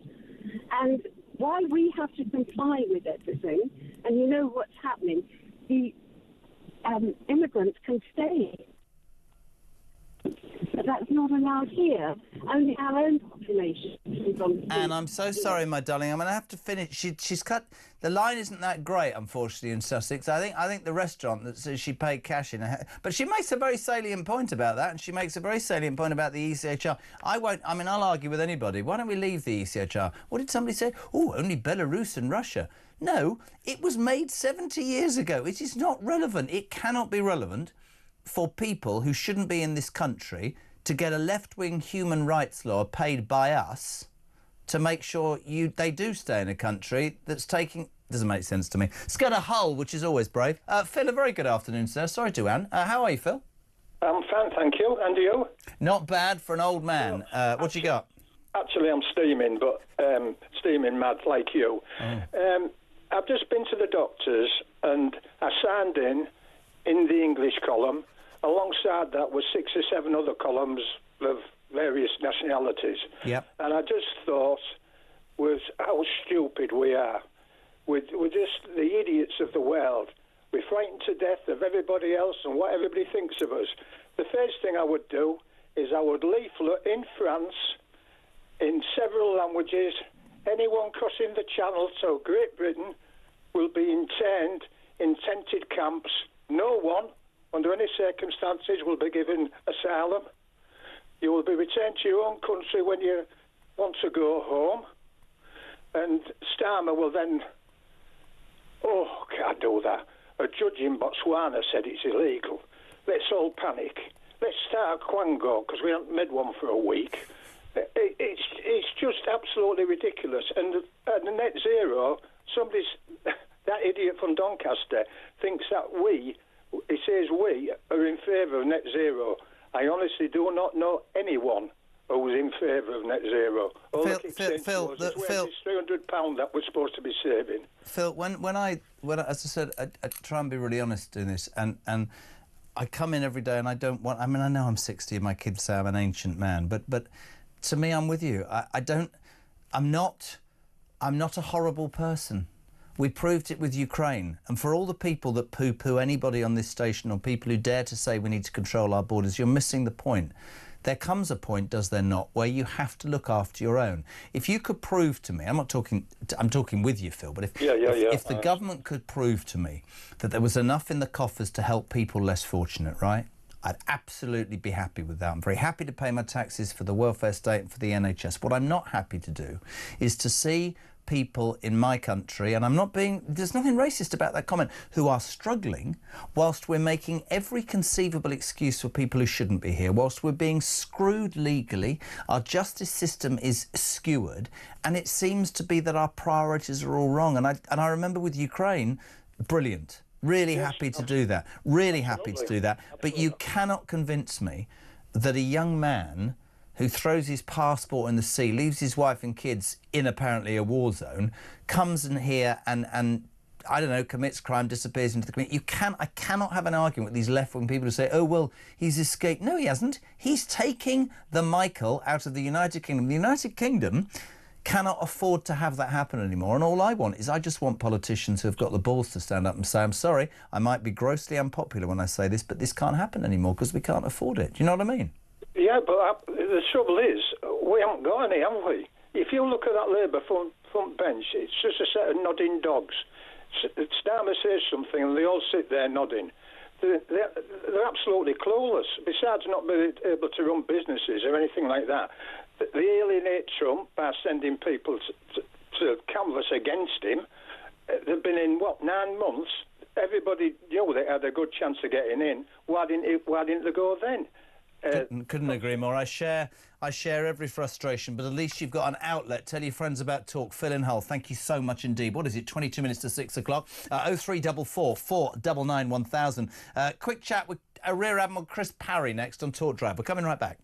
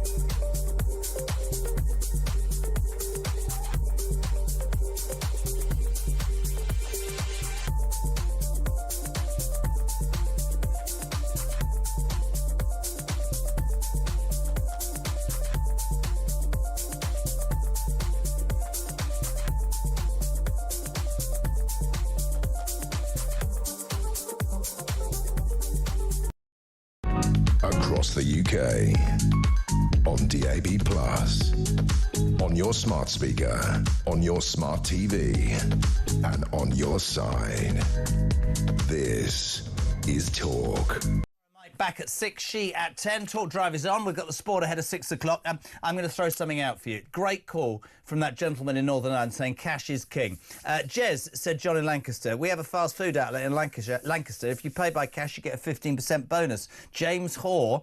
Margaret was from the toy shop sketch in Little Britain. Are we allowed to say that? It's probably been triggered, isn't it? Good afternoon, Jez. It's funny how restaurants who don't take cash are quite happy to take a tip in cash. Very interesting point. Your friend in Northern Ireland was spot on. Cash is king. Trevor in Harrow. Right, this is what I'm going to say to you. Phone me up, right?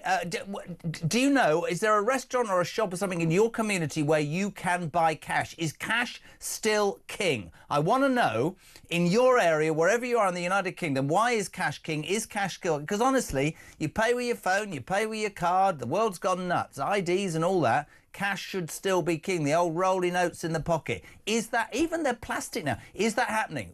Do you play cash? Let us know. 0344 499 1000. Text to 87222. We won't give you cash for the best answer. Oh, Sam Ellard's going to do the sport. You're in severe danger of losing the job, to be honest. Dante's better than you. Right now, though, Rear Admiral Chris Parry. Good afternoon, sir. How are you?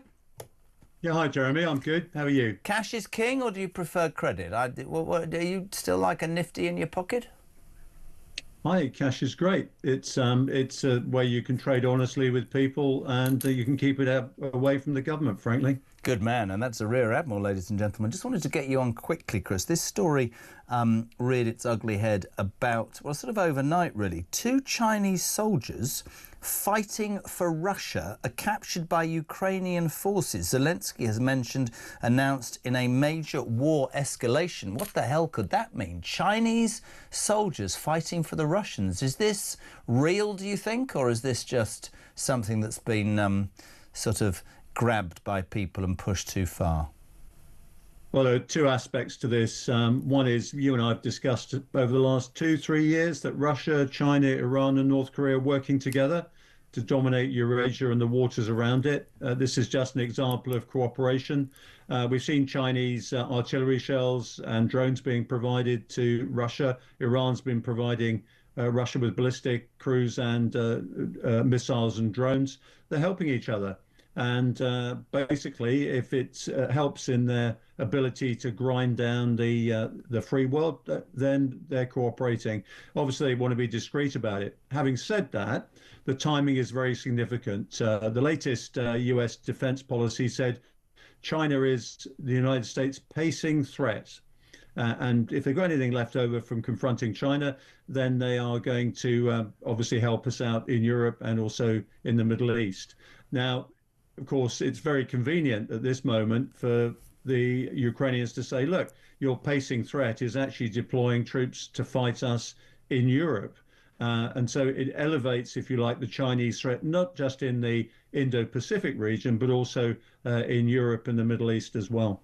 You know, we've talked a lot about, you know, militarily where the United Kingdom is and how the world has changed and the Cold War. And we've talked, and you just touched upon it there, that Russia and Iran and China are a threat to the world balance, really. I noticed Trump overnight was also saying they're having direct conversations with Iran about their nuclear capacity.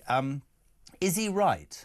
I mean, Trump's sort of approach, if you read the newspapers, is softly with Vladimir Putin, and that upsets a lot of people. People have described him as his poodle. He understands, I suspect, the danger that Russia and China and Iran sort of provides for the world, and he's going about it in his own inimitable way. But the rest of the world probably needs to wake up, don't they, to be fair? Yeah, the last 2 days, Jeremy, Russia, China and Iran have been talking about Iran's nuclear capability. And what I'm thinking is they're thinking how they're going to help them get a nuclear capability so the regime can survive, because it's on very dodgy ground at the moment. So you've got a succession crisis coming up for the Ayatollah Khomeini, who's almost on his last legs. You've got all sorts of infighting going on, and basically 70% of the population on under $3 a day. So it's a real tinderbox that Russia and China are trying to keep together. Now, President Trump, everybody calls him for a fool, but at the moment, Putin must be wondering what's going on because President Trump is doing exactly what he says he does. He shows you something with his right hand, and then he shafts you with his left. And Putin must be wondering when the left hand's going to come in. At any stage now, if Putin doesn't cooperate in what is going on in Ukraine, you can see President Trump being able to undermine quite a lot of what Russia is trying to do. But having said that, Chris, with respect, and you know, there's been much said and written about tariffs, and is he this madman? Has he got a plan? As ever, I think the world is as split as the United States. But we all remember he said he'd sort the Ukraine war out in one day. That hasn't materialised at all. And there has been a lot of negativity. Just hear me out, because I'm a fan of what he's trying to do for the American people. I know it's impacting here, but there's been a lot of people that will say, look, he's playing the hard man with Zelensky, and then he's playing the soft man with Putin, but he will spin on a sixpence. It's all about how he does business. He'll, as you quite rightly say, when you think you're comfortable, he'll smack you in the mouth, and when you think he's being horrible, the next. I mean, the Zelensky thing was classic. That appalling view in the White House, and then 4 days later in the Oval Office, 4 days later, they signed a treaty and everything was fine. Maybe it's just him as a character, but you're saying that actually that character would confuse Putin, that it's all meant to be the way it is, right? Well, Jeremy, let's just look at that thing in the White House. Do we not think that was a performative act by everybody? Zelensky's got to go back to his people and say, look, we're going to have to deal here in a situation where we're going to have to give land away. And if he can say he was forced to do it, then it's a totally different aspect back in Ukraine to say, well, actually, I willingly signed up to it. So there's a lot of moving parts here, not all of which are visual to the likes of you and me and the greater British and American public. Let's just see how the game ends before we start analysing how the cards are being played, because I think there's a lot of good people working for President Trump at the moment. It's not just him. This is high diplomacy. The Americans are actually quite good at this great power competition thing. And I wouldn't be surprised if something will come out of the hat at the last minute and we'll go, crikey, why didn't we see that coming? But most of all, from this story today of 2 Chinese soldiers fighting for Russia, captured by Ukrainian forces, you think this validates what we've talked about for 3 years, which is the world needs to focus on this axis of Russia, China and Iran. They are helping each other out. This is more public, but behind the scenes, and that's what the world needs to wake up to. And that's what you say Trump is working towards. Just to finish, yes? Basically, what Trump's trying to do is detach Russia away from China and say, look, you need to be worried about China as well. Right now, we're facing this Eurasian autocratic bloc. It's very dangerous because they control quite a lot of resources of the world. And at the moment, the maritime democracies are trying to contain them. If we don't do that, we're going to find ourselves in a continual low-level grey zone war with them, where we'll see the Chinese popping up in the Baltic, the Black Sea, the Mediterranean, even the waters around the UK. You'll see Chinese warships soon. They certainly want to get into Greenland, which is why President Trump is keen to make sure either Denmark defends it properly or the United States will if they won't. Fascinating. Chris, you're a legend, my friend. Thank you. We'll be paying you in cash. Obviously, it's king. It's 11 minutes to 6. Ian Danter can't make it tonight. We've got a young man called Sam Allard doing sport. We're back in 3.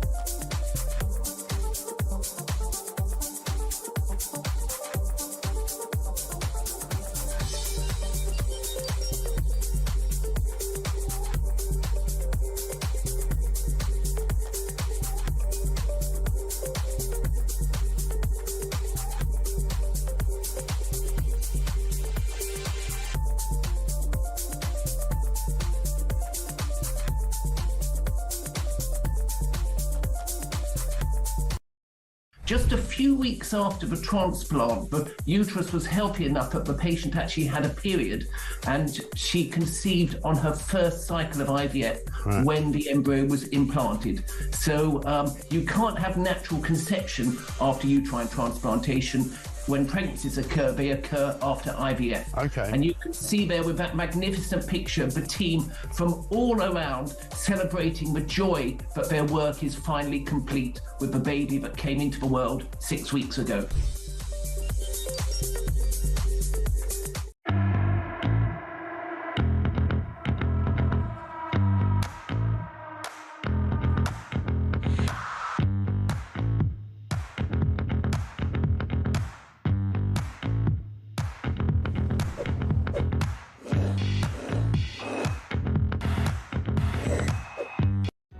Across the UK, on DAB+, on your smart speaker, on your smart TV, and on your side. This is Talk. 8 minutes to 6, push the button, Ames. Sport Summary on Talk. He's back, not by popular demand, but because his bosses have insisted. Sam Allard, good evening. Good evening. Have you watched my programme that went on ITV last week that your mother loved? She didn't love it. She didn't watch it. And no, I didn't watch it. She texted me and said she loved well, it. she doesn't. She didn't. She didn't. It, and no, I didn't watch it. I couldn't mention her, obviously, because that would have been unfair. Yeah, that would have been weird. No, I didn't watch it. Thanks and for you make a big thing about me coming on the show. Here I am today in studio. I mean, cash is king? Any danger of breaking on time? I beg your pardon? Any danger of breaking on time? You've only just got here. You want me to finish already? No. Pre-me. I mean, I'm sure that guy before what does pre-me mean? Before.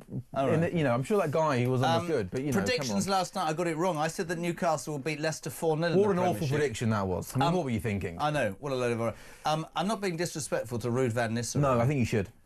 I thought they were awful, Leicester. I thought that they don't run, they don't move. He has fallen on his absolute backside at Leicester, and I believe the same will happen to him as happened to the Southampton manager. They'll get relegated in the next game or so, and he will go. That is a blot on his copybook, Ruud van Nistelrooy. They're not playing. They've lost their last 8 home games in a row without scoring. Yeah. That is a record. They can't defend. No. They can't score. It's not a great combination, is it? I mean, it's just a bit like Southampton. There's a lack of quality in that team. I'll tell you exactly what will happen to the end of the season. This is a prediction. Don't laugh at me. Jamie Vardy and an older man will take the team till the end of the season. Yeah, I agree. I think like what Southampton have done, I think as soon as they officially get relegated, they might just say thanks for everything. But I'm not saying that Steve Cooper would have kept them up.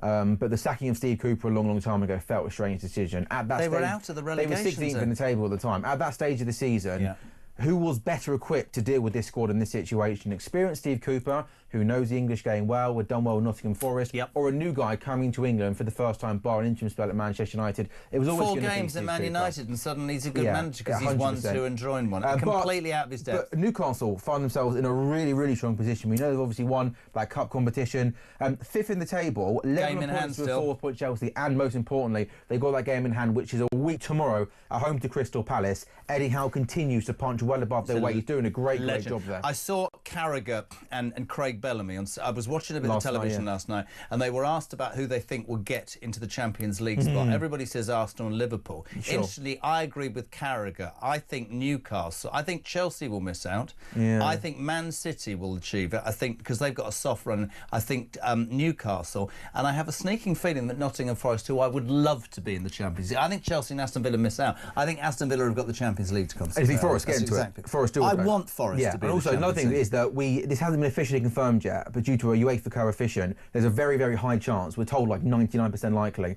the 5th place this season will also get Champions League football. And what if Aston Villa win the Champions League? 6th? Then they'll be, and there's also this really weird situation where if Tottenham or Man United win the Europa League, that will also get them into it. It's true. So you could have something like 6 teams in the 7 teams in the Champions League tonight. Though the big thing on talkSPORT: Arsenal, Madrid, Bayern, Inter Milan. Arsenal, Madrid, big game. It just has this big, genuine big game, big fight feels to it. What's been a real shame in the Premier League over the last kind of couple of weeks is with the title pretty much decided and relegation pretty much decided. Too many games at the moment in April don't have that kind of that extra edge to it because a lot of teams aren't playing for anything. Whereas this week in the Champions League, I mean, goodness me, Arsenal Madrid quarter-final doesn't get much bigger than this. I think tonight Arsenal are going to make it really difficult for Madrid. My prediction is I could actually see Arsenal getting something from the game tonight, but then they go to the Bernabeu next week, and we know Real Madrid have got good players. But prediction tonight then? I'll be maybe score draw. Goal. I think there's going to be goals in it because both teams are much better. Madrid tonight will beat Arsenal 2-1. Yeah, I was maybe going to say 2-2, give Arsenal a bit of credit, but this Madrid team, Jez, they've got this knack of just getting over the line in these ties. Even games they don't play particularly well. That Atletico game, goodness me, penalties they needed. Ancelotti, to be fair, it's not just tax he avoids, is it? I mean, he avoids lots of defeats, and he's done a great job at Real Madrid. Really good gag. Did you like the way I dropped that in? Seriously. It was very Jimmy Carr. How long did it take to think of that one? I don't know, just on the spot. Your prediction tonight, come on then. Do you know what? I'm going to be generous to Arsenal here. I'm going to go score draw. Are you here tomorrow? I actually can't do tomorrow, but I think from Monday should be a bit more regular. I need to leave. I'm doing a show here tomorrow until 5. You need a diet of prunes to be more regular. I need a what? See, it doesn't get it. Just goes right over his head, regular in terms of going to the toilet on a regular basis. I need to go on a diet. I thought it's not. Careful here, Jeff. What? You know. Why are you conscious about? What are you saying? Is that why you're single? Because you put on a few pounds. Is that what you're saying? I've actually lost weight and I'm still really single. Mate, it's not about the size. No, I know. I was joking. It's the sort of person you are. That's why you're single. Very good. Very good. And by the way, I'm really happy being single. I'm living my best life. So genuinely, you are. Your mother tells me you're depressed every day. No. Oh, come on, steady. Seriously, I want to finish this. You will know I'm a horse racing fan. Yeah, take it away. National horse Tele Belen was a horse that was taken into a horse ambulance after the National Long with Broadway Boy. Broadway Boy was winning, did a somersault, is fine at home. Celeb Alain, it was a different story. Michael Nolan was instantly banned for 10 days. Apparently after the second last fence, the horse was absolutely shattered and he should have pulled it and he carried running. This horse has died today. This is going to reverberate. I have many friends in national hunt racing and I will support the way their horses are treated. Michael Nolan and what's happened with this is going to be causing terrible, terrible headlines because he should have got off that horse and stopped it. It's not great well said. You summed it up brilliantly. It's a horrible, horrible story. Sad news. One thing I would say, and for the good that honestly, I can't. All these national hunt racing does a lot of good, but this is bad news for it. I mean, you don't need me in the studio. The way you summed that up beautifully, you don't need me to do the sport when you can just do it yourself. And you summed that up beautifully, much more succinctly than I would have done. Is that a word, succinctly? I was on talkSport before you were thought of. That's what I'm saying. Why do you don't need me? I was on talkSport 25 years ago. Nearly before I was born. That's exactly what I'm saying. You do it beautifully. Right. I feel like I'm getting in your way of the sport when I come in. Who's going to win the Masters this weekend? Oh!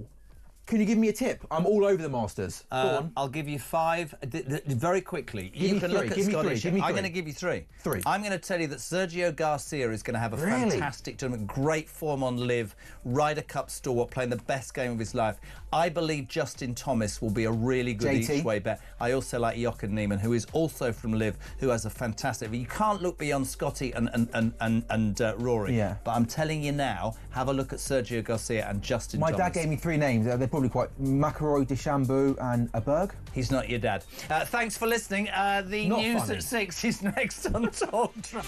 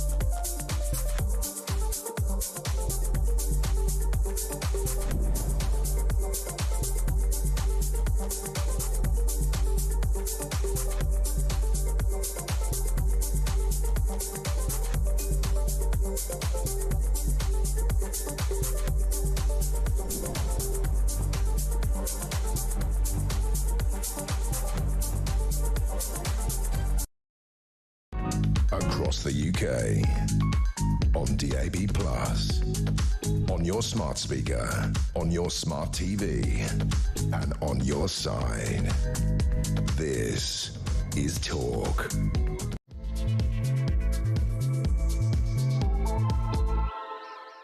Back, final hour of Drive for Tuesday. We're across the UK, of course. It's the home of free speech and common sense, and you're welcome to be part of the debate. 0344 499 1000 is my telephone number. Text to 87222. I'm going to start this hour in a very, very serious way. Good afternoon to Nigel Evans, former Deputy Speaker of the House of Commons and Conservative MP for the Ribble Valley. Nigel, how are you? I'm very good, thanks. How are you, Jeremy? I'm raging by what I've just heard. This is breaking news. And this would be, in my humble opinion, Nigel, I know we always have a laugh, but this is deadly serious. And this is why politicians are, in my humble opinion, so disrespected and so untrusted by the British public. On the last day before the Easter recess, as Parliament breaks up, 1 hour, ladies and gentlemen, before that, Labour has just announced it's dropping plans for the grooming gang inquiries. They made it 45 minutes before Parliament finished for the Easter holidays. In January, you will remember, Nigel, Home Secretary Yvette Cooper announced £5 million to fund 5 local inquiries into abusing grooming gangs. Today, though, it's apparently a flexible fund. 5 locally led inquiries. Safeguarding Minister Jess Phillips said they would back locally led work on grooming gangs. Tory MP Robbie Moore, who's been on this show, he can't get on in the next hour, but has said that the 5 local inquiries are being kicked into the long grass. Nigel Evans, this is why the British public are fed up with politicians. That is disgusting. These are innocent children abused by grooming gangs, and our government won't have a national inquiry. Your thoughts on this, please? I think it is a total disgrace on a number of fronts. Number one, you're absolutely right. They're just about to go into a Easter recess, and today would have been the last day when members of Parliament would have the opportunity to be able to question ministers about this decision. So that's now gone. They'll all be heading off on their holidays, and ministers will not be answerable to elected members of Parliament. Jeremy, had this, if you turn the tables, if this had happened a year ago under the Tories, do you not think that Labour shadow ministers would have been banging the table, demanding answers from ministers, demanding a national inquiry, demanding that the government took responsibility for this? This, as you say, is hugely serious. So, number one, the timing now means that they don't have to answer any questions in the House of Commons till after the Easter recess. And then secondly, you're absolutely right. Parliament had the opportunity to vote through to have a national inquiry. That is what we need. We don't need several independent inquiries led by local authorities. No, we do not. We don't want local authorities having inquiries into how poorly they behaved because they weren't taking seriously. It's like marking. It's like the police. It's like when the Metropolitan Police and Wayne Couzens, you can't mark your own bloody homework. And by the way, I know Jess Phillips, and I'm appalled by this. Safeguarding Minister Jess Phillips said they would back locally led work on grooming gangs. Jess has done an awful lot of work, right? Good work, women's rights, safety, stalking. Jess Phillips, what the hell are you thinking? There needs to be a national inquiry. Apart from how long it's taken for all of this to come out, for all the reasons we know. Let's get back to what we're supposed to be talking about, Nigel, which is victims in this country. Young children abused, their lives blighted forever, and a government that thinks it's OK. And this isn't even about Labour and Conservatives for me. This is a disgraceful way that politicians are getting away without anybody being able to debate this. To drop this 45 minutes before the Easter recess, I don't think shows any respect to those kids that were abused. I think it's an utter disgrace. And if I was the Tory party, if I was Reform, I would be first day of school next. Honestly, I think it's outrageous. And I'm surprised that somebody like Jess Phillips has gone along with this. Not Starmer, not Yvette Balls or whatever her name is, but Jess Phillips genuinely has a heart that cares. That is unacceptable to the victims, Nigel, isn't it? I know Jess Phillips, and I've known her over many years. And I know her to be incredibly fair, and somebody who is passionate about those subjects for which she has shown interest over the decades, including, as you say, women's rights and the care of children. I don't believe that decision will be Jess Phillips. I know her enough to say I don't believe that Jess Phillips has made that decision. That's just my opinion. Do you know what? Listen to this from Neil in Wales. He says, Jezza, they are not grooming gangs, they are child rapist gangs. By calling them grooming gangs, my friend, you lessen the disgusting acts that were taking place. They are child rapist gangs. And you know what, Neil in Labour obliterated Wales, he's right, isn't he? He's absolutely right. Spot on. And not only should it be a national inquiry, it should be an independent inquiry. And they should have the power to be able to call in evidence from anybody who wants to come forward, quite frankly, and that's what should be happening. As you said earlier on, you can't have local authorities marking their own homework. Some of these local authorities have been given evidence and have been just deficient in bringing to book anybody who's responsible for, as you say, grooming gangs, for these people who who are preying on children. It is absolutely disgusting what they have been doing. They need to be brought to book, and the only way that's going to happen is by having an independent inquiry that is going to shine a light on some of the most sordid things that you and I can't get our heads around. And you know what? You know what? I've sat here and I've listened to various, and I know you because we go back a long way, and you're so straight when you talk to me about this, right? I have sat and listened to your ex-colleagues tell me that Kemi Badenoch's doing a great job because she's sitting and she's listening and she's working out. I would have been to the media within 30 milliseconds of this announcement. I wouldn't care that Parliament had recessed. I would be talking about this for 3 weeks. The Prime Minister and the Home Secretary have traded these victims and what they've been through just on a technicality. We're not going to do that, and we've got 3 weeks of it. It's an absolute disgrace, and the Tory party and Reform and everybody should pick this baton up. Robbie Moore did a great job. 45 minutes notice, kicked into the long grass. What about those kids, Nigel? Terrible. Terrible. I can't now get the image out of my head of politicians, ministers getting on planes, flying off to enjoy their Easter break, whilst they, quite frankly, have taken the most appalling decision to let down the children of this country in the way that they've done. I mean, having a general inquiry or whatever they want, or spending money, not even on an inquiry, it's spending money on trying to work out what's going on with grooming. I mean, what are they thinking about? It's an absolute appalling disgrace. And I do hope Kemi does make her views known quickly as possibly as she can. I've just read some of Robbie Moore's comments just before coming on air. And yet Robbie is fighting hard on this, of course, in his own area. They've had instances of grooming gangs working. If we want to protect the children of this country, the best thing that we could possibly do is to ensure that there is a full independent inquiry, a national inquiry, where people are brought to book, people are allowed to come forward and give evidence, and they need to be getting on with that now. They shouldn't be waiting 3 weeks for them to give all sorts of... Couldn't agree more. Let me just throw it, Nigel, because we've other stuff, but I want to throw this to the people listening and watching. Labour has dropped plans for grooming gang, child rapist gang inquiries, making the announcements 45 minutes before Parliament goes into recess, ladies and gentlemen. Safeguarding Minister Jess Phillips said they would back locally led work on grooming gangs. This is despite Yvette Cooper in January saying we're putting £5 billion apart.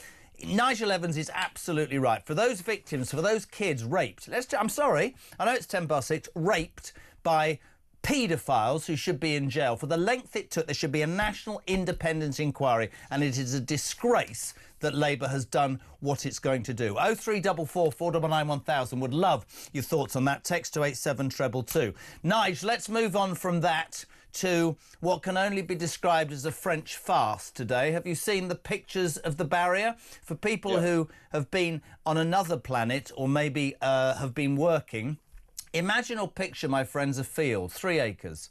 Imagine in the middle of this flat field, 2 concrete pillars and a barrier. The barrier's up all day. This is the French idea of protecting Calais so that migrants can't come to Britain. Now, could I just point out, there's no border control, and you can walk round the left-hand side and the right-hand side. You could jump over the top, it's not shut, or probably dig yourself underway. There's 2 of them, and this is, if you're watching on screen, that's France's idea of stopping illegal migration. We're giving them 500 million quid. Fair play to the Reform MP, Lee Anderson, who said they only close these 2 bloody barriers at night. So, in essence, it's free entry to the UK from dawn until dusk. Nigel Evans, your party was in power for 14 years. Why the hell are we giving the French 500 million quid to laugh at us, my friend? I know, it's pitiful. When I looked at the photographs earlier today, I wondered whether we were still on the 1st of April. It is beyond a joke. I mean, I was trying to think of the most useless things that I've ever seen, and I guess a chocolate teapot comes high. This comes above that. I mean, it is not security whatsoever. It doesn't really matter whether that gate is open or locked. You can go around it. Yeah. I mean, it's not a gate. And why we are spending £500 million on the French when they're not effectively stopping people getting on boats. Since the beginning of this year, Jeremy, over 6,000 people have entered the United Kingdom illegally on those boats alone. It is pathetic. We should be using that money on defences in the Channel ourselves, using drone technology, using satellite technology, in order to give the information to, I would say, our naval operatives in the Channel to turn the boats back. And that is the only way we're going to do it. This sort of farce is going to do absolutely nothing. I mean, the people smugglers must be laughing, and the French government must be laughing all the way to the bank. Somebody said to me earlier, which just about sums up our politicians. That's what I love about it. For the you never get criticised because people know that you argued for this for years against a Tory government that I don't think wanted to do it. But somebody said earlier, I think it was Ben Habib, the truth is the French have no desire to do anything about it, because the worse it gets, the more the British panic and say to the French, let us give you some more money to help us. I find it... Somebody said earlier, if you had an idea that a ship was coming towards British waters and there were weapons and criminals involved, the Navy or security forces would get involved. It is going to come to the point where the British people, this is not militant, it's not a conspiracy, they are just fed up. And there is going to become a desire, right, for boats to be turned back, because it's becoming, I think, a worldwide embarrassment. And I think that somebody said to me, yes, but Jez, you're not talking about the sort of, what would you put in place? We had Rwanda. I'll tell you what I put in place, Nigel. I'd stop putting them in hotels and giving them medicals and GPs and dentistry and credit cards and mobile.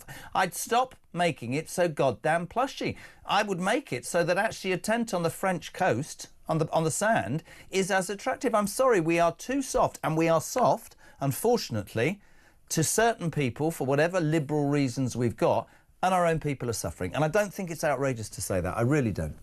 Well, I think my government got it completely wrong by giving any money to the French whatsoever. They clearly are not doing with that money what they should be doing. And you're quite right. If you look at it and you say to the French, right, we're going to give you 500 million because we want you to stop people who have entered your country illegally from getting into the United Kingdom. 6,500 people have come in since January. That's 6,500 people that otherwise would be in France. So what are the French doing? They're taking the money and paying lip service. And quite frankly, with that gate, it's such a joke, it's not even lip service. It's an absolute joke, and it's an embarrassment. In the first 15 minutes of speaking to Nigel Evans, former Deputy Speaker, we discover that the Labour Party, 45 minutes before the recess of Parliament, has abandoned and dropped plans for grooming gang inquiries. Not even a chance to debate it, ladies and gentlemen. 5 million promised, it's not happening.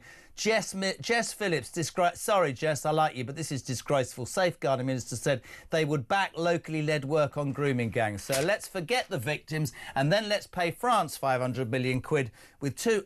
honestly, Nigel, it would be possible doing this job to end up getting quite depressed. Can we talk about the other piece of news today? 40 Labour MPs, who are probably vegans, have got their heads together and said, we know how to sort out what's going on in the United Kingdom with grooming gangs and with people making false claims to benefits and migrants.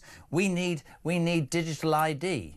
Again, I go back to Ben Habib earlier. You might not agree with all of his politics, but I thought his phraseology was great. He said, the liberal elite who have taken over what seems to be any sense in the United Kingdom, you know, this great belief that we should be all things to all people and we should give everything to everybody.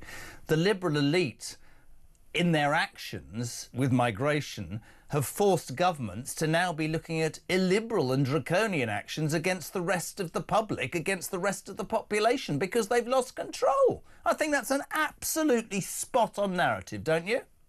Yeah, I do.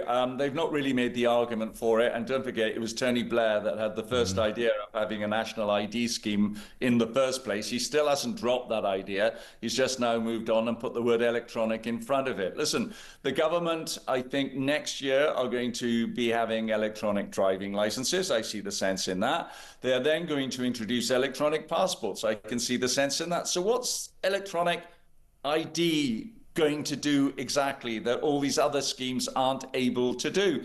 And they really do have to make a case for it. How much is it going to cost? For instance, if somebody turns up who hasn't got an electronic ID and turns up at a hospital with a heart condition, is the hospital going to turn them down and say, no, you're not going to get treated? Of course they're not. Are they going to be duty bound to phone the police and say they've got somebody here without electronic papers, if we can use that terminology? I mean, I really don't know. They haven't thought it through at all. Where are you on the whole this is too nanny state, they know too much, that view amongst people? Where are you on that argument vis-a-vis ID? Right, I think the subject comes back to what you said right at the top of the interview with me, right? We know that the government have done so many bad things since they took over on July the 5th, right? From taking people's winter fuel allowances away from them and turning on small businesses and farmers. But actually telling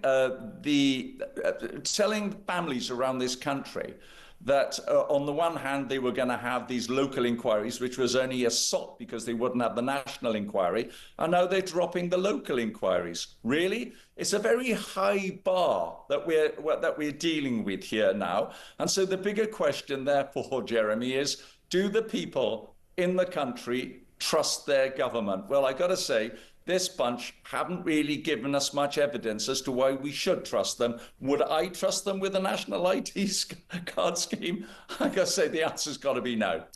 Bob says, read these out. They don't want an inquiry because it goes right to the top of the Labour Party. That's a shocking thing. Sue's in West Sussex.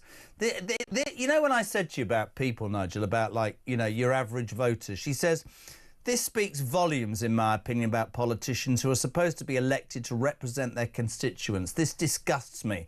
They will live to regret it. They reduce their party to the base level of child rapists. This is an absolute disgrace. Justin makes a very salient point as well. And frankly, I think, right, yeah, speaking on a national inquiry into child rape gangs, why not mention of the only MP who is actually trying to do something about it, which is Rupert Lowe? And that's a very, very true point, Justin. I take that. This will be in every single newspaper tomorrow and every single commentator. I know it's only the evening before, but this is, you know, we can talk about ID, we can talk about Lucy Connolly, we can talk about the French farce and all that. But for an elected government to pick... I thought your analogy was great. They'll be heading off on their holidays and the victims who have been raped as children, and I won't apologise for saying that, raped, whose lives will never be the same again, who will be haunted by that, will know that its government doesn't want to hold an independent national inquiry, that it took 8 years in the Rotherham case to arrest and jail those British Pakistani men because the police, by their own admission in Rotherham, said, well, we're quite worried about what that would stir up. I don't care about the colour of somebody's skin, their sexuality or their religion. If a child, for God's sake, if a child can't get justice in the United Kingdom for such disgusting and heinous crimes, I start to despair, and I'm quite a positive person. Do you know what I mean? Yeah, well, do you know, it's no surprise to me that the government have cancelled a ton of local elections that were due to take place in May around the country because of their reform of local government. But there's still elections will be.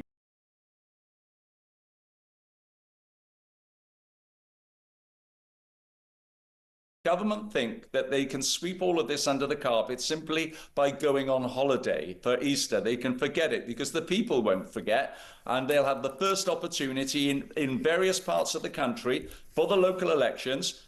And I hope, for goodness sake, that the people let their feelings known in the ballot box. Yeah, and you would understand, that's great, and you're absolutely right there. We're in Purdah, we can't talk about the local elections, but the point that you're making, which is a very salient one, is that some of what this government has done in 9 months. And you know, actually, no, somebody said to me, I don't know who it was actually, I think it was an ex-Tory MP, said, look, I'm not in Parliament now. I want my government to do, you know, they're not my government, but I want them to do right. And if you do label what's happened, and you talk about the pensioners, you know, losing their fuel allowance, and then you talk about the veterans being made homeless. I met a soldier and his missus at Newcastle Airport on Sunday, and he told me at his barracks in Catterick, they move veterans out of homes on the base. They've done this on a military base to put migrants in those homes. When you think about that, when you think about the land grab with farmers, when you think about this net zero madness, and then you talk about migration, you would stop the gap. But this, kids, disgraceful. Nige, it's always a pleasure. You know that, my friend. I'm sorry it was quite deep today, but that was breaking news, and we appreciate you sharing it with us. Nigel Evans, former Deputy Speaker for the House of Commons, responding to that shocking news that we broke 20 minutes ago, that Labour, 45 minutes before Parliament went into recess for Easter, has announced they are dropping plans for the child rape gang inquiries. In January, Home Secretary Yvette Cooper announced $5 million to fund 5 local inquiries into the abusing gangs, 5 local ones, despite the fact that everybody wants a national independent inquiry.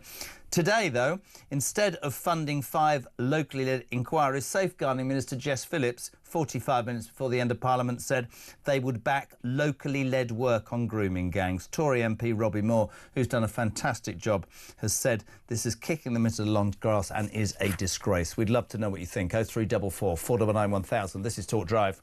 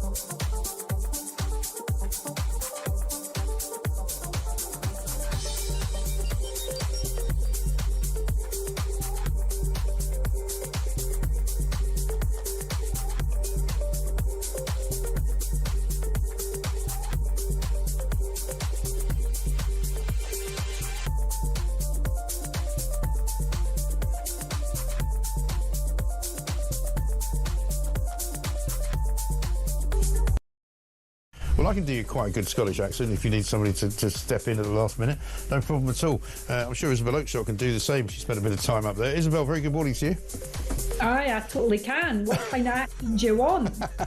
Well, I mean apparently it's now discrimination up in Scotland to discriminate against people with Scottich accents, which tells you everything.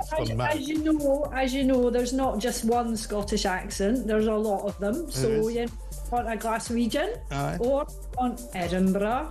There's many different ones.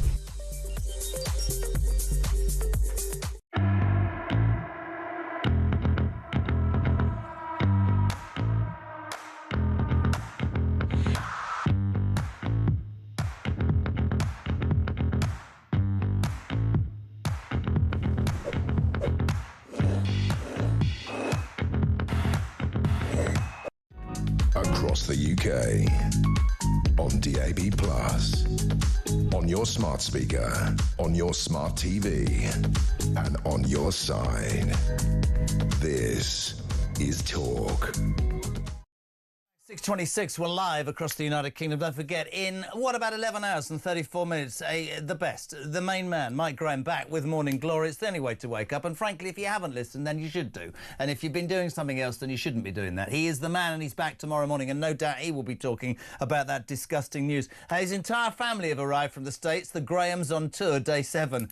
God, it's carnage. Emma, I love you. 0344 499 1000. Loads of you up in arms about that breaking news. This was half an hour ago, and that's what talk does. We're not dressing this up. This is a fact. 45 minutes before Parliament went into recess, Jess Phillips, the safeguarding minister, who I have time for and I don't believe would be behind this decision, I could be wrong, I'll be slaughtered for it, Labour announces it's dropping plans for the grooming gang inquiries. As one texter said to me, let's be honest, they're not grooming gangs, they're child rapist gangs. You will remember back in January there was a big clamour for an independent national inquiry. Yvette Balls, that's what I'm going to call her, it's my right, I'm identifying as a radio presenter today. Yvette Balls stood up and said, we're not doing an independent national one, we're going to do 5 local inquiries, there's £5 million.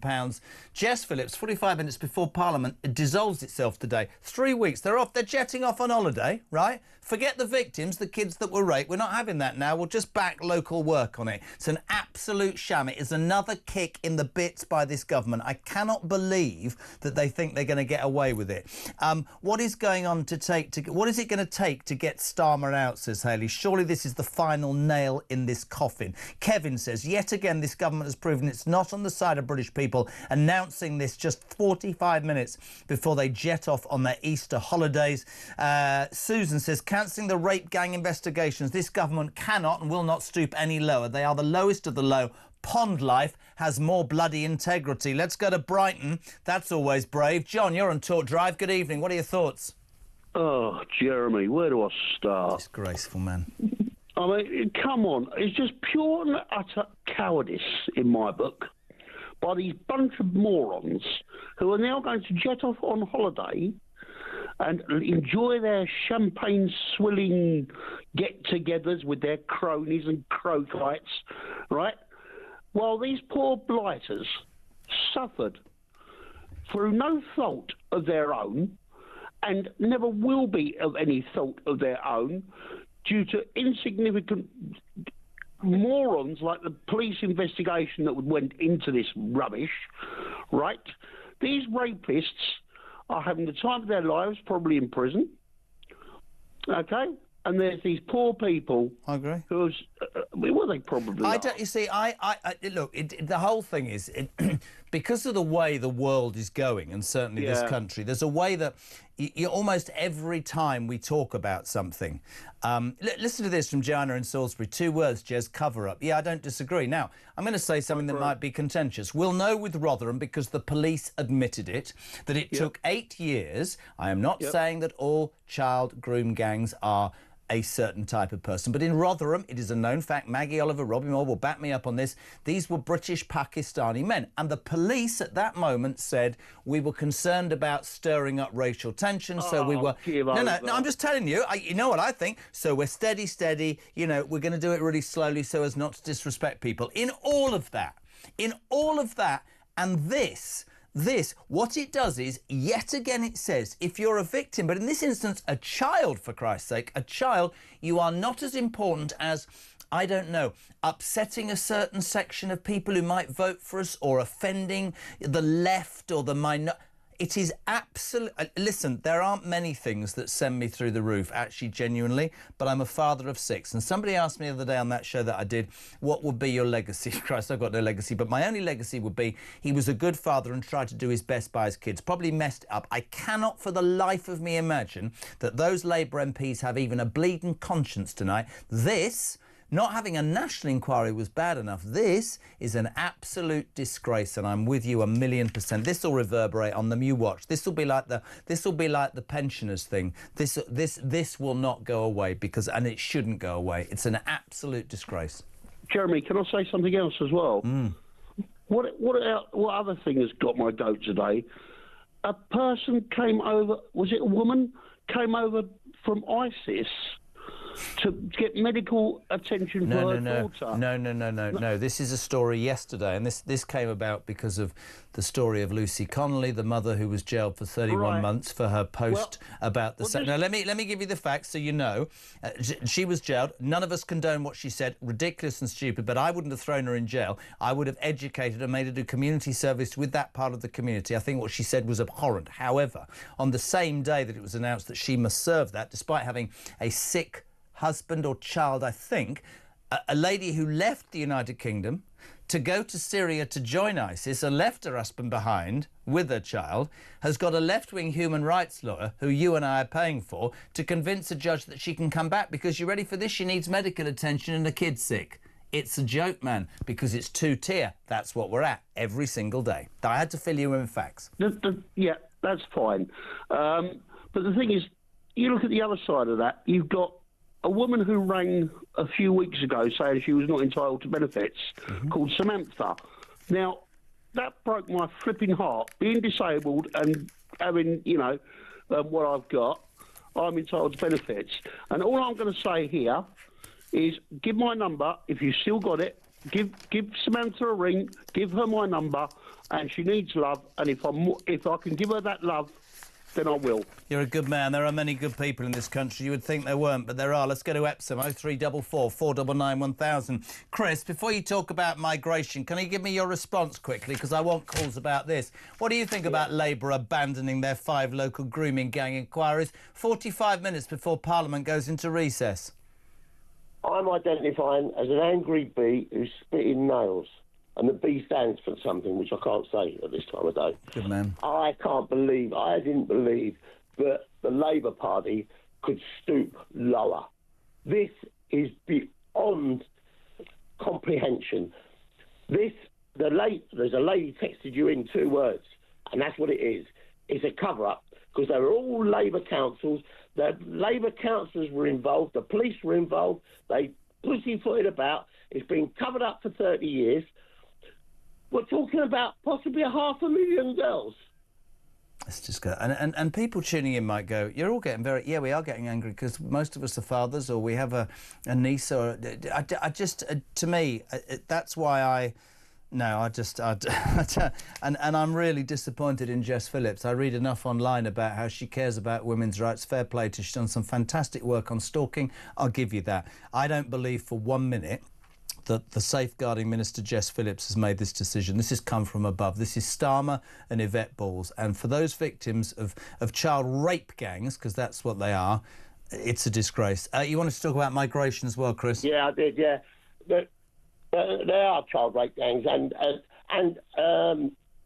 this has come from Starmer. Nobody would dare take this decision without the main man nodding. This has at least his approval. It hasn't come from his office. I think it's come from his office. Right, hospitals. I'm going to drive you mad on something else now, Jeremy. By the way, apparently Starmer would deny that, I have to say. OK, then, fair enough. Crack on. Deny what he wants. Right, we know. You as middle management, which all the ministers are, that the head shed makes the final decision. It's like this show. I mean, I apparently can only say what Ryan wants me to say, which is why I hate him. Anyway, crack on. All right, I'm going to drive you mad now on something else. 256 million? Oh, yeah. It's at least quadruple that. Right, this is the story. People keep... You see, you lot listen so intently. I have to explain to the audience. This is a story that started yesterday and won't go away.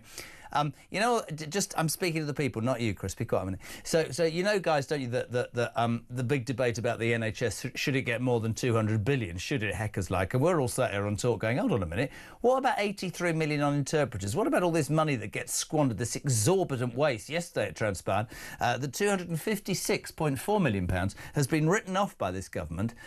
This is money, by the way, people who come into this country for NHS care, and I'm talking operations, on a Saturday night and then disappear. Massive operations to the detriment of the NHS and people who might want cancer treatment or whatever. £256.4 million written off by people who've never paid a penny into the system. Over to you, Chris in Epsom. Right, well, that 256 million is only the people that have given a name and address, given some identification. All right? Now, let me tell you what happened. I've got an Albanian girlfriend, which is very difficult because I can't get her even a tourist visa here. I have to go to Europe to see her. She was here and got an ear infection on a Saturday. So I couldn't take her to my doctor. I had to take her to the A&E. At the A&E reception, I asked for the form to fill out because she wasn't entitled to NHS treatment. And I didn't want any trouble getting a visa, which I have. The Home Office don't issue Albanian visas anymore. Yep. They said, oh, no, don't worry about that. Don't worry. I said, yes, I am worried about that. I don't want problems in the future. It's a name and address and date of birth. I want a form to fill out so that I can pay the bill. And we'll try. It took them 10 minutes to find one. They didn't want to give me one. And they didn't want to do it. They did not want to give me one. No. Mate, listen, the priorities in this country are, I've said it every day, the priorities are, in my opinion, getting worse and worse. Chris, I've got to move on. Good to have you on. Chris in Epsom. So, 23 minutes to 7 o'clock. What do you make of this disgusting decision of a Labour government abandoning plans for 5 local grooming gang inquiries? Literally 45 minutes before Parliament dissolved itself for the Easter recess. Quietly, let's get rid of that because it's bad news, and then nobody will be able to question us. I already said my bit. I would expect the Labour Party and Reform to have responded already. I think it's a disgrace. I hope and pray it doesn't go away and people talk about it as much as they have done in the last 40 minutes. You can get your call on 0344 499 1000. You text live 87222. Start your message with the word talk. Kev, is that Kev O'Sullivan, isn't it? Is it King Kev we call him now?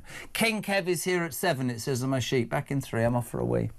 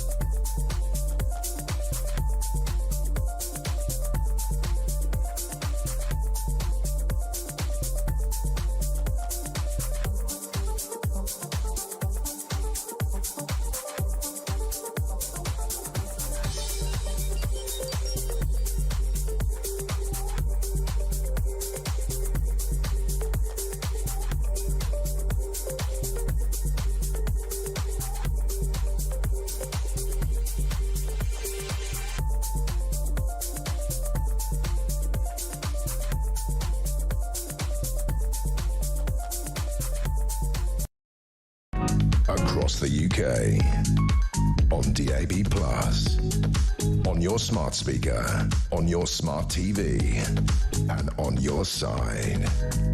This is Talk. 20 to 7, welcome back. Rob, one of my dearest friends from Newcastle, is raging, and quite right, and thank you for the... I'm going to read his text out. They have just again sold their soul to the devil. How the hell can they sleep at night? I am beyond angry. This is a Labour government trying to save a certain vote and nothing else. They choose to treat us like fools. If you have a pulse in your body and any sense of humanity, a full national inquiry is the only thing to do. Shame on each and every one of them, including Jez. She don't get a buy on this, man. Listen, she could have resigned on principle. I completely agree with you on that. You're absolutely spot on. It's a disgrace. This breaking news that Labour has abandoned plans for 5 local grooming gang inquiries 45 minutes before Parliament goes into recess. Jeremy, after that bombshell from Starmer, I'm ashamed to be British, says Mick in Kent. Loads of you wound up about this. 0344 499 1000, text to 87222. But to calm myself, to bring myself to a level whereby I'll be able to get in the car and go home without literally headbutting the roof, let's calm it down. Oh, no, let's not.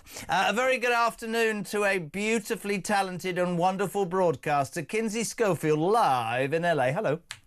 JK, great show today. I have felt your passion.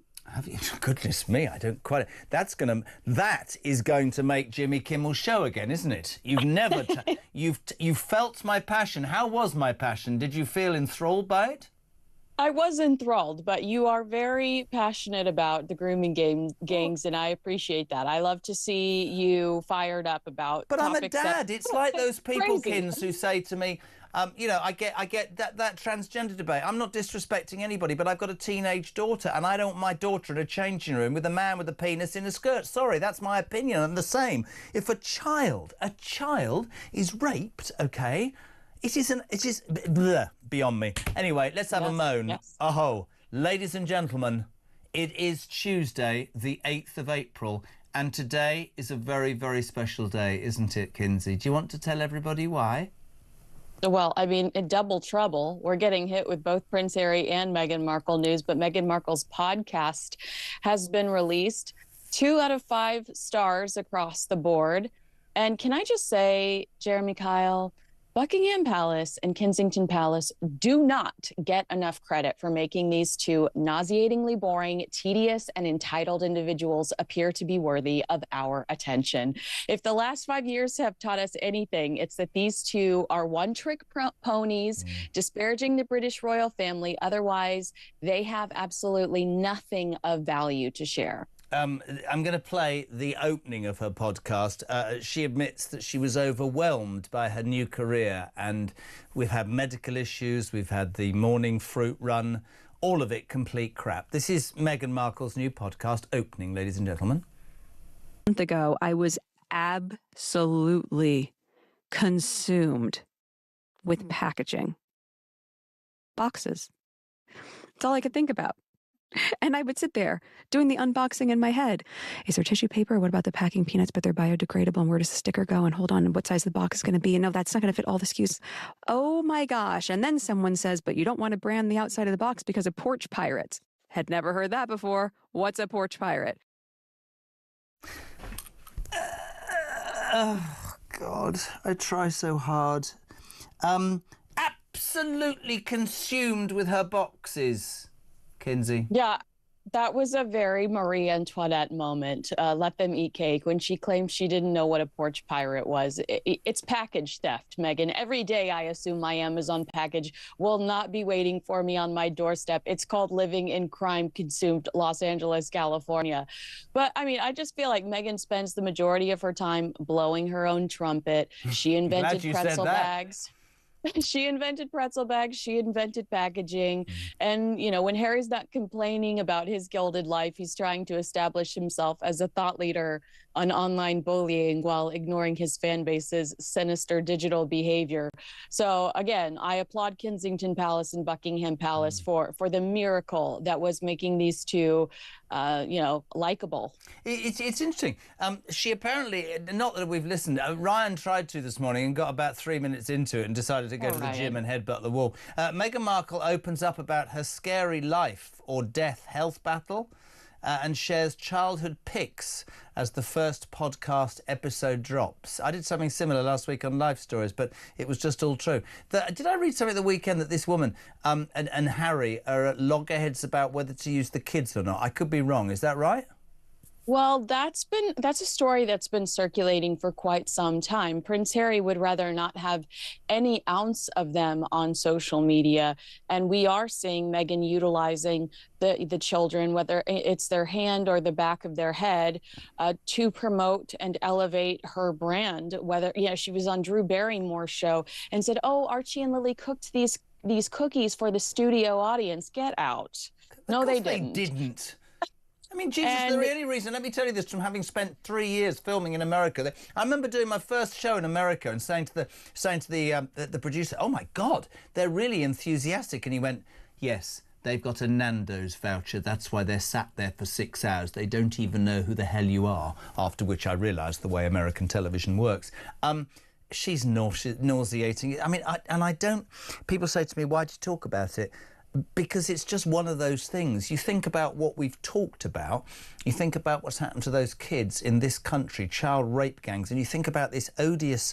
I will always, like you, have an issue with the fact that you're only able to exist by slagging off the very thing that you still crave to be part of, but you walked away from. To me, it's so narcissistic, it's beyond normal. Massively narcissistic. I think that the reason we talk about her is because the fall from grace is wild to witness. Remember, it was Beyonce, allegedly, that texted Meghan Markle during the Netflix show, telling her that she was selected to break generational curses that need to be healed. And Meghan Markle is talking to us about the peanuts she's including in her jam package. Oh, God, I've got it wrong. I apologise if anybody's listening. It was peanuts. I thought she said penis. I got that wrong. I thought she was boxing. Oh, it was peanuts. That's why I've got the whole podcast wrong. Anyway, listen, this is a seamless link. Let's now talk about the only man who's ever been consumed by her box is Prince Harry. Prince Harry, of course, landed in the United Kingdom. Look at Schofield's face. I've said that a few times on telly. So Prince Harry landed in the United Kingdom this morning, but didn't meet with his dad Charles, because Charles hip-hopped. He disappeared off to Italy. Brilliant, love it. Take the wife off to Italy. Don't want anything to do with Harry. But he's back here, and he's doing the same thing again, where he's moaning that he was singled out for inferior treatment. He hasn't had the Home Office giving him the security cordon, the security blanket for when his kids come. This is all about guns. You know this, don't you, Kins? Because the Metropolitan Police, the elite bodyguard services that protect his brother and his father, they're not interested because you don't do any royal duties and you don't want anything to do with it. So you'll have to pay for your own private security. And what you don't like, you ginger idiot, is that the private security forces are not allowed to use guns. Go back to America and make some more cakes or fill up a couple of boxes. He's not going to win. He's lost already and he's making a fool of himself again, Kinsey Schofield.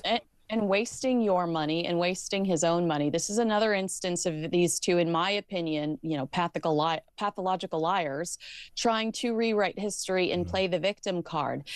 They were never forced to do anything. We never see them forced to do anything. That's why neither can keep a job. They left because there was a hierarchy and a system in place that was never going to allow Meghan Markle to shill merch, monetize the monarchy, and allow her reality TV cameras inside the palaces so that she could try to elevate her star power. Meghan was always going to be prioritized beneath Prince William and Princess Catherine, and was expected to give up chasing fame and a dollar for a life of service. That's why they stepped down. I think that Prince Harry is just livid that he's not given the same treatment that his brother, a working royal, the future king, is given. And we are just watching a giant adult man hissy fit. And it's interesting as well. I thought you nailed that. I thought that was brilliant what you said, because the thing is, I would love to ask this of them, but I'll ask you instead. When he fell for a hook, line and sinker, and that happens and that's fine, there were rumours at the time that William had reservations about the speed and the sort of woman that she was. And what you said about, would monetise the monarchy and Netflix cameras. I lived in Windsor. When the four of them walked down to the gate after the Queen sadly passed, the Netflix cameras were 100 yards behind them, behind the tree. So it was always about that.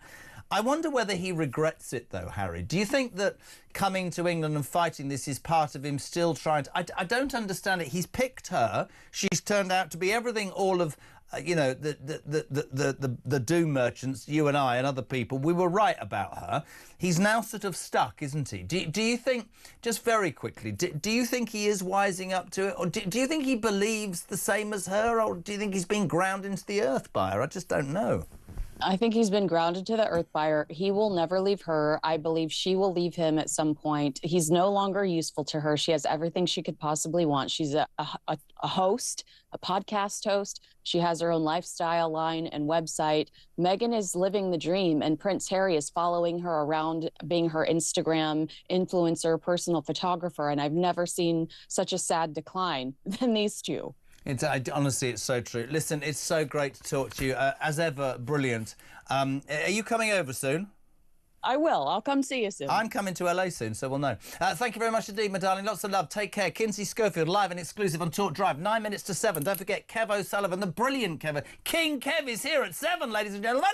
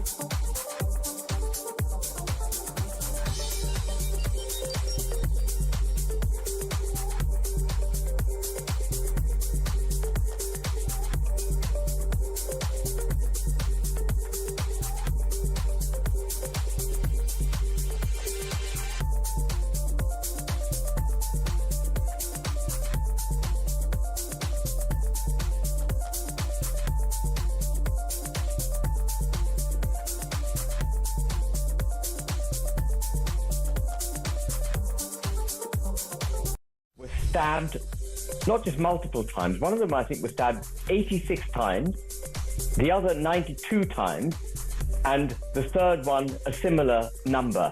And the one that was stabbed 86 times, he only stopped stabbing her because he attempted to then remove her head.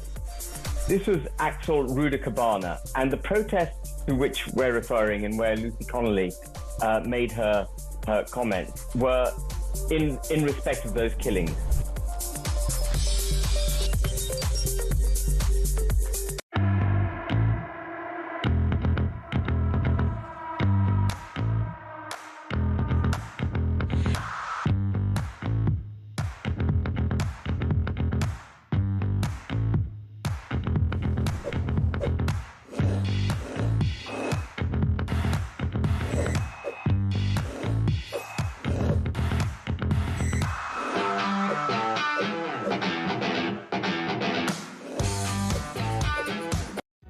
Across the UK, on DAB+, on your smart speaker, on your smart TV, and on your side. This is Talk. 5 to 7, Kev at 7.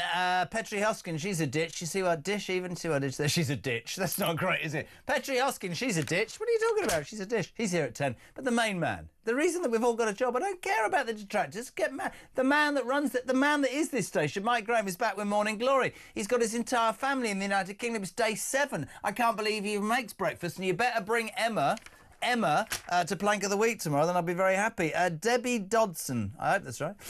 If Mr and Mrs Markle don't come to the UK, then they don't need protection. Problem solved, because we don't bloody well want them. Simon Danage, think how many ex-SAS mercenaries you could employ to stop the boats on the French borders with 500 million quid. That's a great shout. That's a great shout. Ben in Burnley, at the moment it seems as though we are buying migrants from the French. The agreement we have with them for the 500 million should be altered with a clause that says every migrant that gets through, we will deduct 5,000 from the payments. That might motivate them. That's very good. Richard Rose, it could be Rose, I've no idea. Immigration is against the law in this country and they should be treated as such. Also, Jeremy, I stopped donating to the Hour and a Lie when I saw them on the TV the other night picking up another boatload coming over here. I donate for training for them to save lives, not to be a bleeding taxi service for immigration. Trev's in Harrow. Good afternoon, Jeremy. Bloody hell. It's funny how Labour want a national ID system, yet they are very anti-voter ID to stop election fraud. Andy says, you're right, cash is king. In the local... Oh, really? Enid, I hope that's right. Yes, of course it is. Jez, I'm near Doncaster. I had a crash there once. I use cash at all times. If a shop refuses my cash, I tell them to keep their goods. If only... What? I only use my non-contactless card for very large purpose. Oh, this is because earlier I said cash is king. Chris is in Northampton. Trouble with taking cash is the banks are closing, so it's hard for businesses to bank their cash. That's true. You can't get a bank now, can you? Derek, brilliant job. Kebab shop, Potter's Bar, cash only. Thanks for that. From in Potter's Bar, I'll get a kebab. Simon, digital IDs. If most of Europe have digital IDs, how have these illegals passed through Europe without one? Very good point to the phone lines. We're going south to Kent. Louise, you've literally got a minute on Talk Drive, my darling. Sorry, what's up? No, it's really funny. This is typical of the French. The Maginot Line. Yes. World War I. Yes. They built the line to stop the Germans coming through. What do? They walk round the end of it.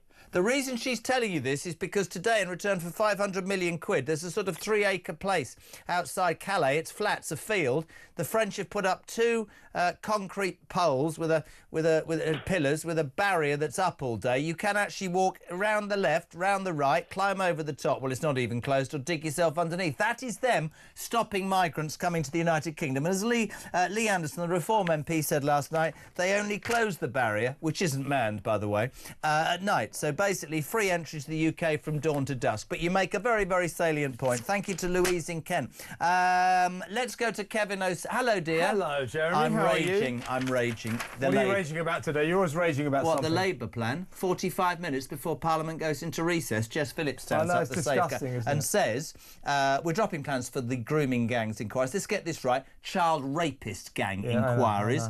I know. 5 million in January when we all wanted an independent national inquiry. Now they were doing 5 little ones that Yvette balls. Yeah. They've now dropped it. Kev, this is an utter disgrace. It's disgusting because we were all furious that they wouldn't allow us to have a national inquiry. Independent national inquiry. And then they gave us this sap. Oh, we'll have a few local inquiries. Now they've called them off. I'll tell you what this is. This is just Labour cravenly pursuing the Muslim vote. That's what it's all about. Is it a cover-up? They're terrified of offending the Muslim community, and it's getting to be rather a sick spectacle. Well, listen, we'd love to hear your thoughts on that with Kev as well. Also, the French farce, 500 million quid for a couple of... I love it as a story. I don't love it as a fact. It's a disgrace. What a joke. You can walk round either side. Yeah, I know. And also, they don't close it during the daytime.